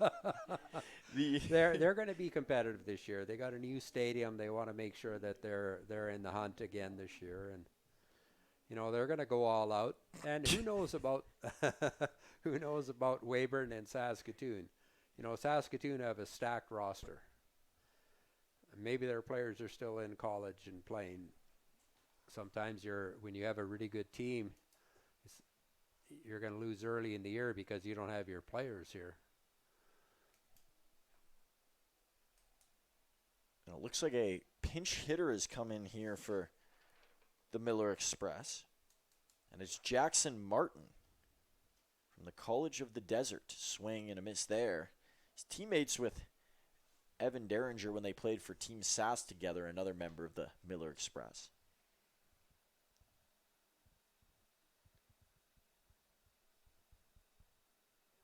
Back to what you were saying. Did he not play last year, Jackson Martin? He was on there last year. You got it. Yeah. Oh, he was going to ring him up, and then he stopped. Said it was inside. Big moment for Martin.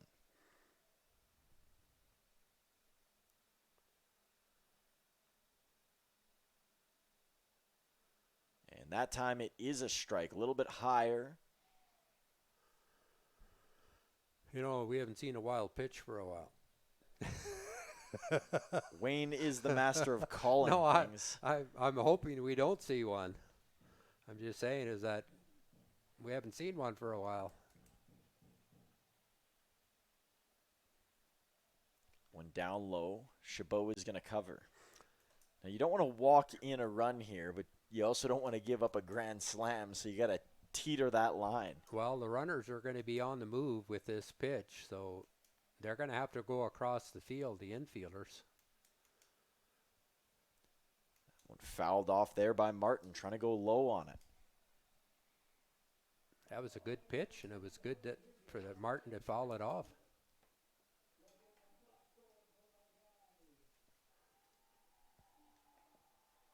I'm trying to get a look at the number on that pitcher out there. And that will walk in a run.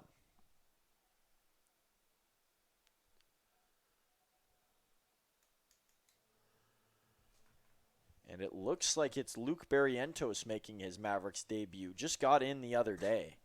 So he is very fresh within the Medicine Hat scene here.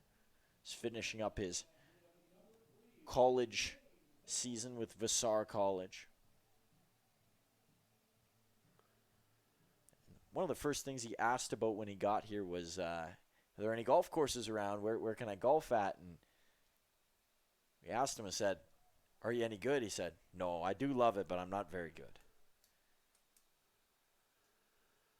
Well, welcome to Lessons by Truman.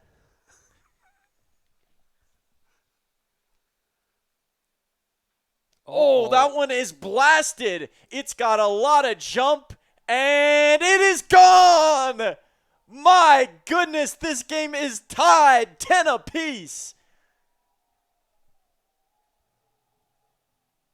2 days, 2 miraculous back halves to games, and that one will not be seen again, courtesy of Andrew Knives. That ball was tattooed. Well, I guess we answered the question. 10 runs is not enough. It is not enough. 10-10. And if we learned anything about yesterday, it might be 11-10 pretty soon, and then it might end 12-11. Well, there's not 1,900 fans left in the stadium. There might be 500 left here because the score was at one time. It was 10-2, and now it's 10-all. There might be some people waking up tomorrow who think that the Mavericks had won this game already. Well, the same as last night. A lot of people left when it was going into the ninth, and it was 11-6. No, It was 11-10 at that point. No. On the reverse, it was. Yeah, it was 10-6. Yeah, 10-6, and then Okotoks scored 5 runs.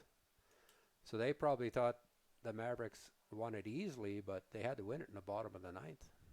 And to think that the Mavericks were 1 out away from sneaking out of this inning. And a swing and a miss there. Score clock only said 2-1. I don't know what you had on your side of things, Wayne, but strikes. That is a strikeout for Barrientos, but a strikeout a little too late. A massive hit for Andrew Knives, who goes deep into right field and ties this one at 10 apiece. Didn't think that we would get to this point, but a late resurgence from the Miller Express have stunned the boys in red and white. Well, we were kind of surprised that the Mavericks had 10 runs on 8 hits. The Miller Express have 10 runs on 6 hits. In that inning, we hit 3 batters and walked 2. And they all came around to score. 7 in total. Yes. Big numbers on the board. They only had 2 hits that inning. They scored 7 runs on 2 hits, but 5 free passes. They all came around to score. Looks like we have a new pitcher. It's not over. That's the good news. No, it certainly isn't over yet. And who knows, there could be a lot more drama still to go in the back half of this game. Still only in the bottom of the 8th, so the Mavericks could have 2 more chances to go to bat here. They do have, I guess in curling they call it the hammer compared to the Miller Express, who will just have 1 more chance to go up there. So Jacob Israel is now on the mound? I believe that's who we got. Jacob Israel. From Clarendon, sophomore.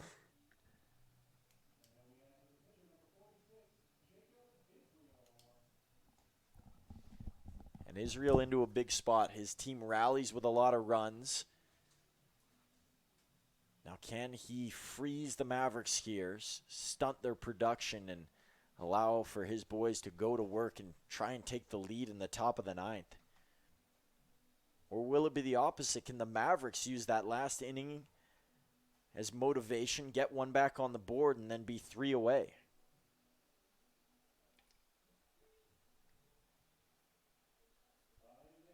Well, the first player up to bat is Evan Morrison, the only player to go yard yesterday and the only player to go yard so far this season for the Mavs. He has home run power, and if there was a time to get one to go long, this would be it. But also just getting on with the speed that he possesses is another trick that the Mavs could have up their sleeve.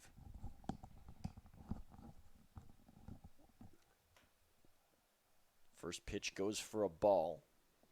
And that's how the night for Israel will start off. I think if you would have asked Jacob Israel an inning or two ago if he would have been in this spot, he would have told you were crazy. I think most people in the stands would have told you that. Israel that time punches it into the strike zone, and it's an even 1-1 count. I've got a feeling we're going to be spending a lot of late nights at the ballpark this year, Truman. I think it could be one of those years. Yes. Morrison, this one is hit hard. It is tracking. It is it. going, and it is gone. Evan Morrison, a solo shot in the bottom of the 8th as the Mavs punch back and retake the lead. It's 11-10. I watched Morrison come out of the batter's box, and he started jogging right away. He knew he hit it out. Second home run of the season for Evan. We might just be watching a star in the making. A tough last year for Morrison, but the first 2 games that he's played, he's displayed patience, he's displayed some contact, and 2 games in a row he's displayed his lethal power, going yard in 2 different locations, that time to the deepest part of the park. That was a good swing, a timely hit. So the Mavs will look to regain their composure here. And for Israel, had a chance to put the Mavs in a hole and bury them and give his boys a chance, as said before. And that was Evan's first hit of the night, but what a time for the big fly hit.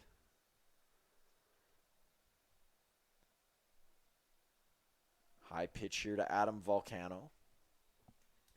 Adam had a real good start to the night, although it did result in him getting hit by a pitch, but he also had a hit in there. So He has, yeah. He's got a run batted in, and he scored a run. Struck out his last 2 at-bats. didn't go there. He pulled back in time. Ooh. I thought they would have rung him up on that. But first base umpire said no, he didn't go.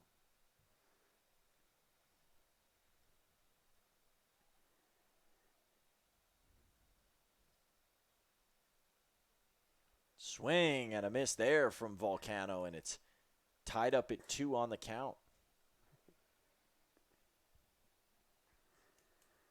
Looked like a fastball up in the zone.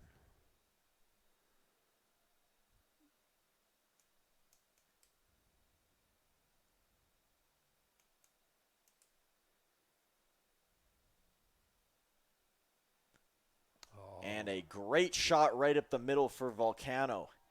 Nails on that one as he plants it into green grass, and the Mavs are moving in the bottom of the 8th.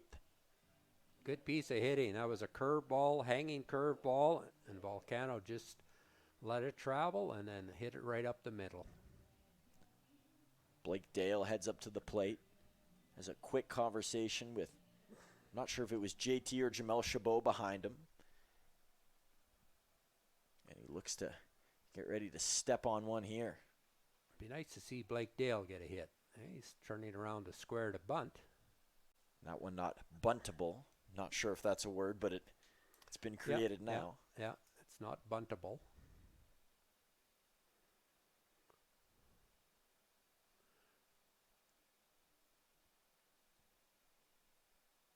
Squaring again to bunt. And he'll pull back right away again. That's a big run at first base, and the intent by JT, the manager, is to get him to second and then drive in a second run this inning.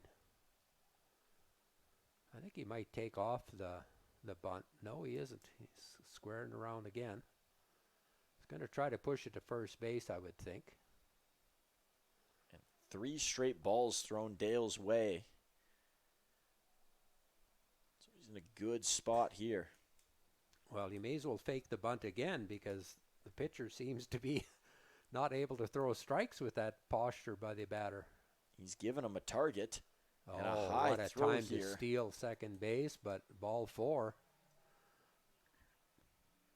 So the Mavs have 2 on here as they're turning the tables on the Miller Express. And there's going to be a mound meeting here with Israel.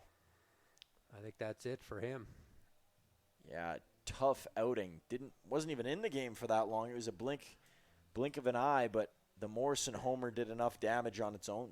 Well, it's followed up by a single and then a walk, and you got nobody out, so you got to make a change right here because they're still in it. And if they allow them to continue on this path, they're gonna get it out of reach again. Yeah, although 1 run can feel like you're behind by 30 runs, it's still just 1 run at the end of the day. So I think strategy now with Morrison and JT talking that down with Chabot, I'm sure he's going to be bunting.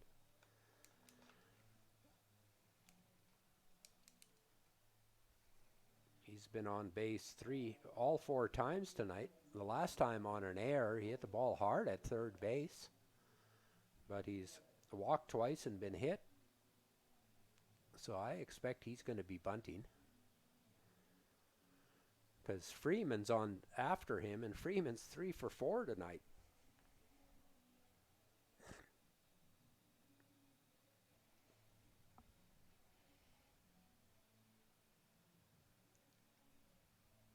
Have you been able to capture who the new pitcher is out there? Number 1-4. And that is Abe Alberg.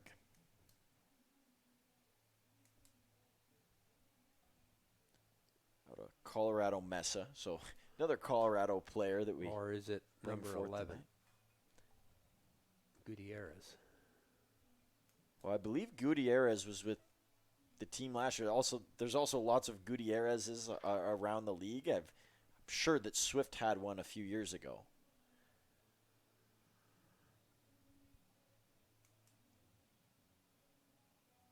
It's tough to see from that angle. I think it's 11.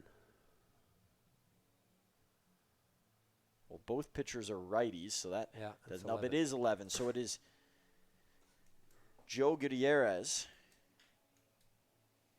from Fisher College, sophomore, Tacoma, Washington. Been around those parts before.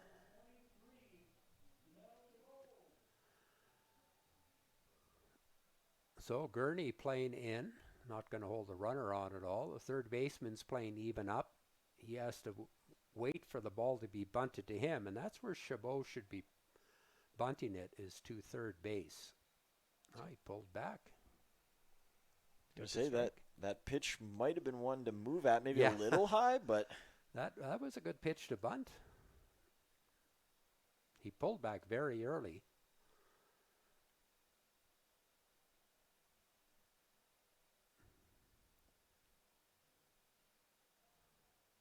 Oh, he went after that one. so an interesting tactic at the plate for Chabot. Behind him waiting is Freeman. So, is he going to be asked to bunt a third time? He did not look good on the first 2 attempts.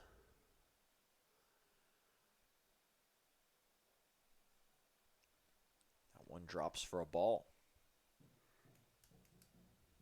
The good part from Medicine Hat's perspective is you got no outs right now. So Yeah. there's a little bit of wiggle room. You don't want to chance it, but Well, you need another run because Moose Jaw are starting to taste blood. They had a great inning last inning. So obviously their confidence is up. They think momentum's on their side, although the Morrison home run might have took it over to their side a little bit more. and looking at who the Mavs might have left available, Zach Helinski Danny Retzlaff, Xander Roberts, all Oh, there available we still, go. and runners will be pushed aside. So now 2 are in scoring position as that ball squeaks past. That's been one of our best friends tonight is the wild pitch. I was going to say, at times the Mavericks' best player has been the wild pitch. Well, it won us the game last night. So now the infield is playing in on the grass.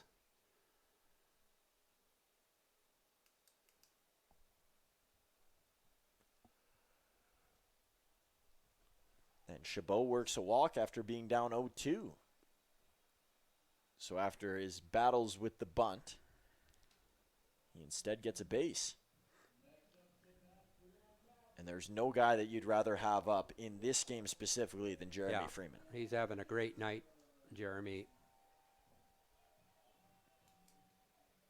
And I see a lot of his hits go to center and right center, so that's a good place to hit the ball as well.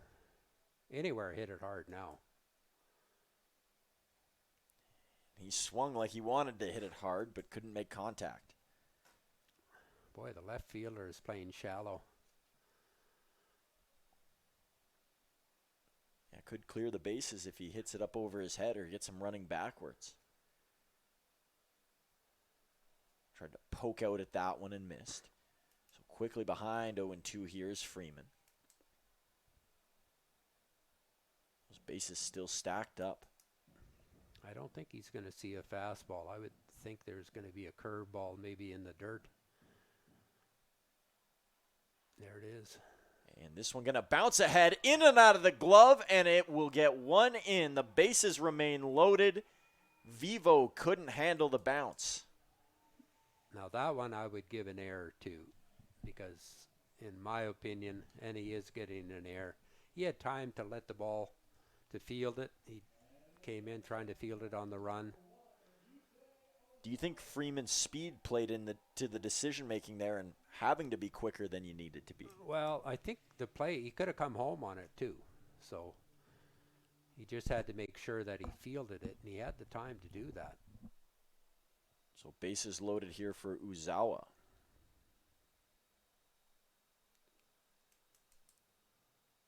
One falls for a ball.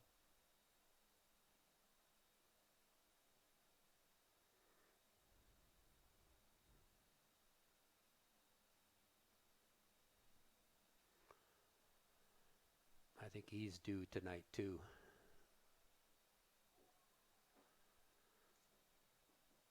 And this situation suits his style. Put something loopy into an open part in the outfield. Yeah. Just hit it over the infield. He does that. Shuffle aside there to avoid that pitch.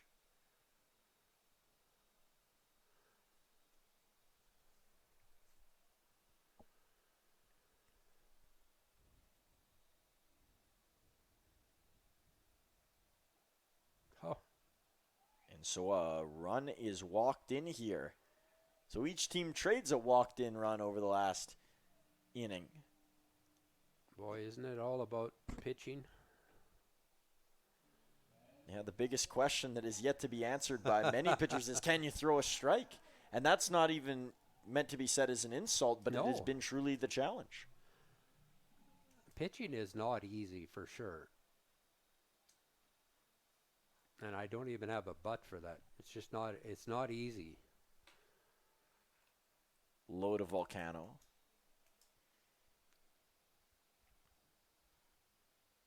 It appears like this is Gutierrez's game to finish. Yeah, it looks like they've packed up the house over there and moved out. Yeah, nobody is warming up at all. And if I'm not mistaken, is this not the sixth pitcher tonight for them? And they've got probably another game tomorrow and the day after. And Volcano up into the air.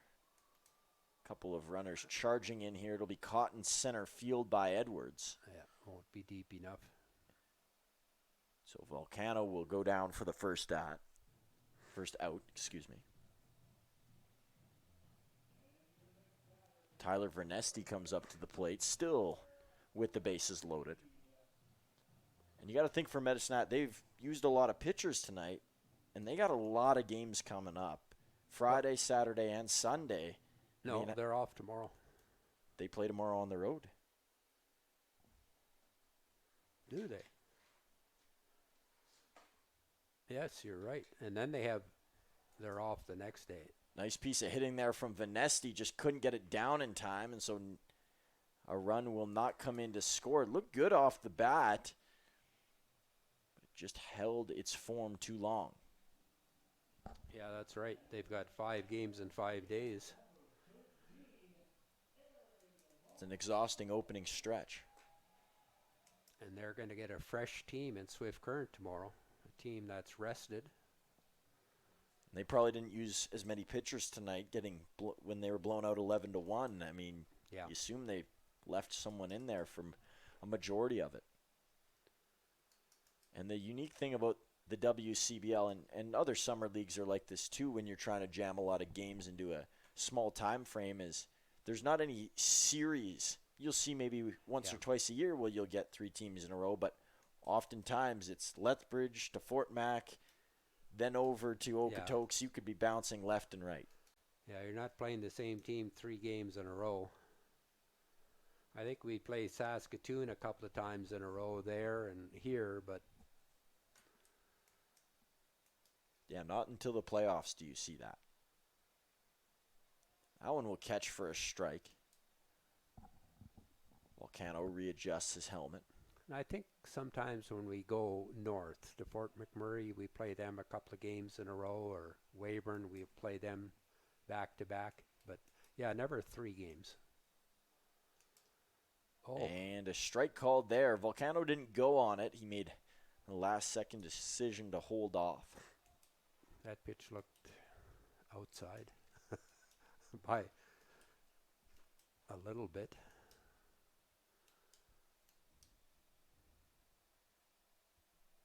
This one along the ground and foul.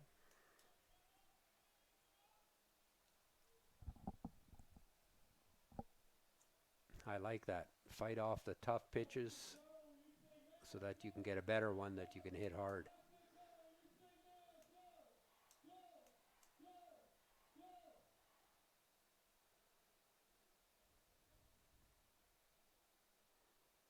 Another one fouled away by Volcano. Just that calm, patient approach. We talked about it earlier, but when the going gets tough, he just stays solid. Yeah. He's getting to see a lot of pitches. Usually works in a hitter's favor. Yeah, it does.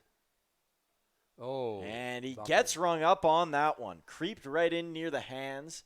Caught a part of the plate, and that does it for the 8th inning. It was a long 8th inning filled with a lot of runs between both teams. 7 for the Miller Express in the top half, and then the Mavs come right back and nab 3 in the bottom half, and they got a 3-run lead as they try and hold on to it. Top of the 9th, right around the corner. Hold tight.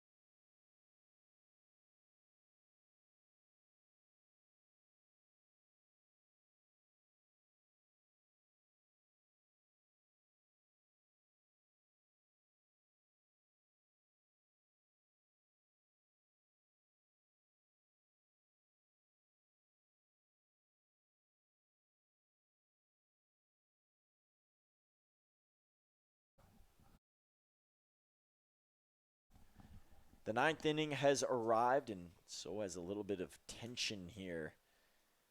Big spot for Luke Barrientos. It's only been 3 hours and 40 minutes since we started. A later game than last night. I thought last night's was late. For those Mavs employees, and I'm not speaking for myself when I say this. I could spend all day in a broadcast booth, Yeah. but many of them going to be happy to have the Yeah. morning to sleep in. Bartenders working hard down below, cleaning up, and even for the players, they do clean up after the games. They go into the stands and Yeah, find they garbage do. and bottles. They work hard. Yeah.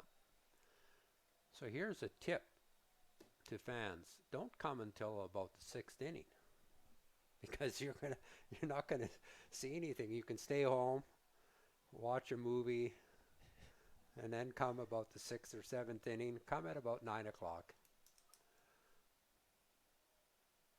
Should be their alter ego, the Sixes, as Barrientos gets a K there to number 7, Adrian Vivo.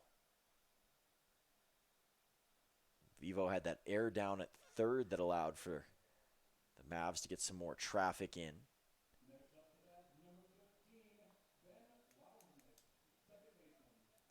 Ben Walasek back to the plate. First out, the most well, maybe not the most important one in the top of the ninth, but It's a big out. it is a big out.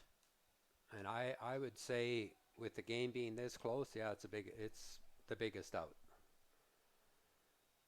Because you get a runner on base now, and you've got the number 9 hitter up, and then all of a sudden you get the top of the order again. For the Mavericks, they're really hoping they can avoid a run-in with Austin Gurney again. Yes. And we all know that Soto is due. They are going to have to get through Yeah. Soto. Yeah, they're going to have to face him. After a tricky start for Barrientos, he's looked good over Yeah. the last 3 batters he's faced. The good thing about, if you're going to face Soto, let's face him with nobody on base.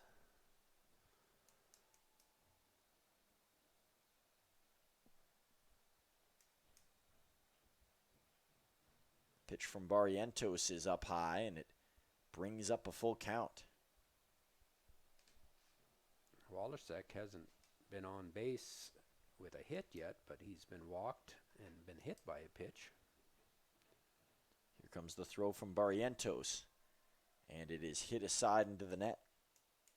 Good piece of hitting, a curveball. He fought it off. Both players will collect here. Back onto the bump is Barrientos. Back into the batter's box is Walasek.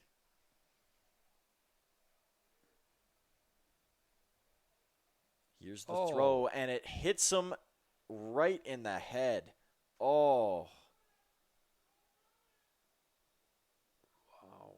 Tough scene here for Walasek, who is down and is in some considerable pain. My goodness. Just never want to see something like that No. occur to any player on the diamond. And Walasek has a couple words for Barrientos as he heads over to first base, and I don't think you can even blame him. You get hit that high, it's just a scary spot, and Yeah. it's good to see that he got up right Yeah. away and was able to move over to first base. You know, I think I would take him out anyway. You know, Just just as for precaution. precautions for sure. Yeah. I mean, you see that in the NFL and the Yeah. NHL, they having a concussion spotter. Soto trying to bunt here.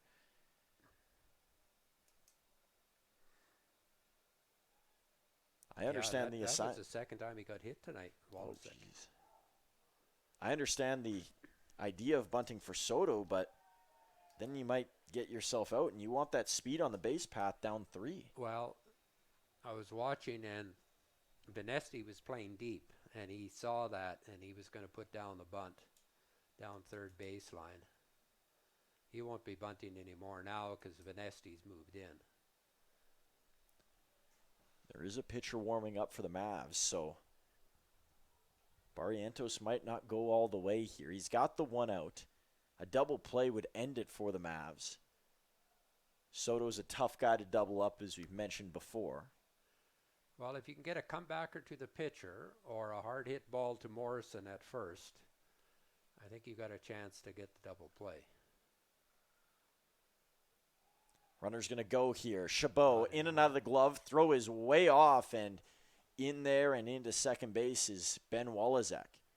So that hit by pitch is now turned into a runner in scoring position, and if Soto can get on, he's got a favorable count at 2-1.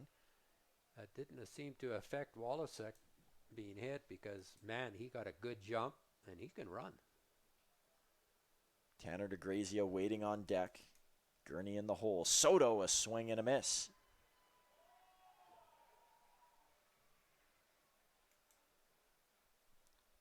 So the score clock must have been wrong there because Soto's heading back to the bench. Yeah, it was 2-2. I got to start watching your score clock, Wayne. I'm mixed up Well, over here. I can be wrong too. So, Judging by Soto's body language, that was it. yeah, So Tanner DeGrazia. the pitch where Wallacek stole on was a called strike. And remember, he tried to bunt one. And then this last one. So 2 away. This game's under control. Barrientos looking for one more here against Tanner DeGrazia.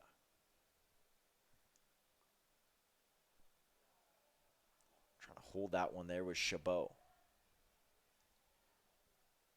Could be 2 thrilling victories for the Mavericks here, Wayne. Yeah, 2 come from behind victories and 2 blown saves, blown big leads. And a hit by pitch here will bring to the plate Austin Gurney. Yeah,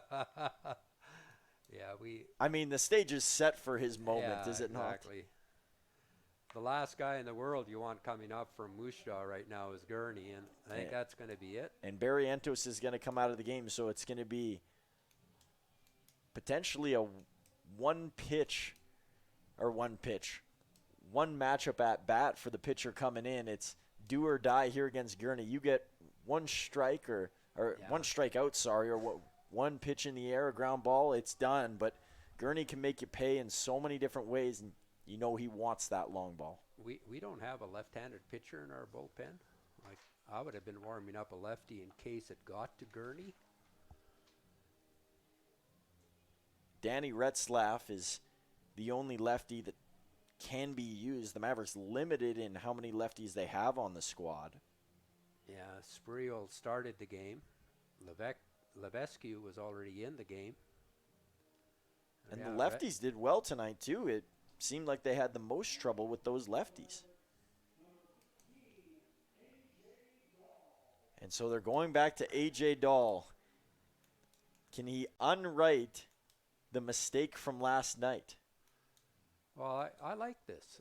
You know what? He had a bad outing last night.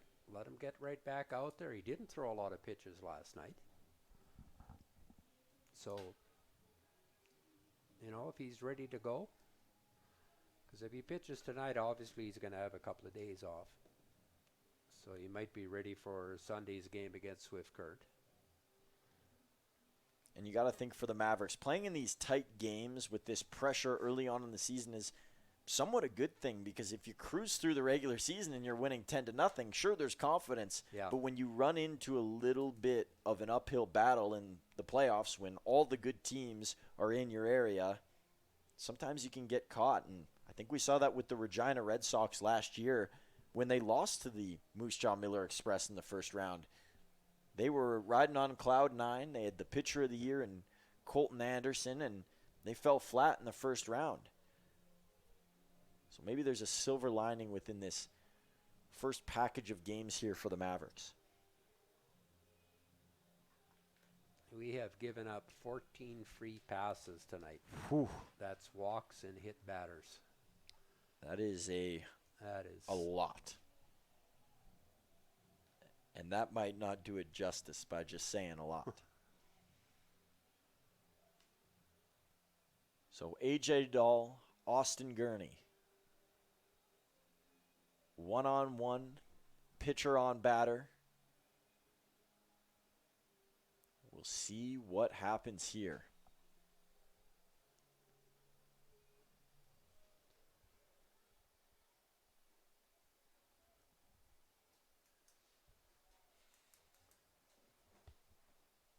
Dahl, first pitch towards the plate and a large swing there from Gurney. That was a I never want to see you again ball type of swing. You know, that was one of those where here's my best, hit it, and he was looking for it, and he just didn't get it. Dahl sends some more heat. That one for a ball. Crowd not a fan of the call. I think Gurney got called out on a couple of those, or once on those pitches low and outside, or just off the corner, or just a pitcher's pitch, I would say. In that matchup with Alfaro, I believe, earlier. Yes. Oh, there it is. And that one's a strike, so Dahl is one strike away from taking the Mavs home and sending them feeling good on a road trip tomorrow. I commend all the fans who stayed around, because there's not a lot of them left here, and you know, this game's going on just about 4 hours. Dahl, that one, a bit of a stretch, and Gurney didn't want to move that far. Count is 2-2, 2 on, 2 out. But the magic number for Dahl is 1. Here comes the throw. Gurney over to short. Volcano under it. Rocket over to first. Morrison wraps it up, and that will close out the game. Another tight affair with a opponent who was very worthy. A comeback that was unbelievable for the Moose Jaw Miller Express with 7 runs put on in the top of the 8th. But the Mavericks hold strong, and behind an Evan Morrison, bottom of the 8th, solo shot, they are victorious for the 2nd straight day, and they're undefeated so far throughout this 2025 Mavericks season. It was not a classic game of baseball. You know, I just commented to you about how we gave up 14 free passes, but we were also the recipient of 14 free passes. So it was not a pitcher's game at all tonight. There was way too many pitches thrown. The game was slow. It was not a fun game to watch. If I'm a fan, I'm not a fan of this type of game. There was excitement in the 8th inning with a 7-run comeback, and then the 3-run comeback by the Mavericks to go ahead 13-10. But you know, hopefully we don't see a lot of more of these games. But you know what? It's not how, it's if. Did you win? It's not how you won. Did you win? Yes, we won. So we're 2-0. We lead the league. It's a good start to the season, and I should mention this to kick off the post game. I had a bet off the top of the year with Jaden Babiuk. I was going to say there's only 4 more to go. So the Mavericks last year were a fantastic team. They didn't win 6 straight all season long, and they were the 2nd best team in the East Division, one of the best teams in the entire league, but they never won 6 straight. So I made a bet with catcher Jaden Babiuk. I said that if this team won 6 straight, that I would wear a suit for the rest of the season. Now, as an employee for the Mavs, obviously I would like to see them do well. As a commentator, very neutral. I just want to see great baseball, and I want to be able to highlight the great players throughout this league. But that bet is on the line, and Babs and company are on the way to doing it right off the start of the season, and might be a hot summer for me wearing a suit. For you. So, Wayne, I do think we do have to take it back to early on in this game and talk about that strange delay that occurred, because it really threw the entire flow of the game off, and it led us to where we are now. Yeah, it did. There was a third out, a strikeout, and everybody walked off the field thinking that there was 3 away. And Moose Jaw was batting at the time, but we only had it down as 2 away. And we were wondering, were we going crazy? Did we miss an out? And then the third base coach from Moose Jaw talked to the home plate umpire, and Moose Jaw were already on the field. And our players were off the field. They were up ready to bat. And the third base coach tried to convince the home plate umpire that there was only 2 away. And the pitcher was warming up already for Moose Jaw. And then the umpires got together and they talked with the Moose Jaw coaches. And then they went over and talked with the Medicine Hat coaches. And then they put Medicine Hat back on the field and said, no, there's only 2 away. So then Moose Jaw got up to bat again. But that took about 8 to 10 minutes to figure that out. And you'd think one of the umpires would have known how many outs there were. But the score clock did show 2 away when the batter struck out.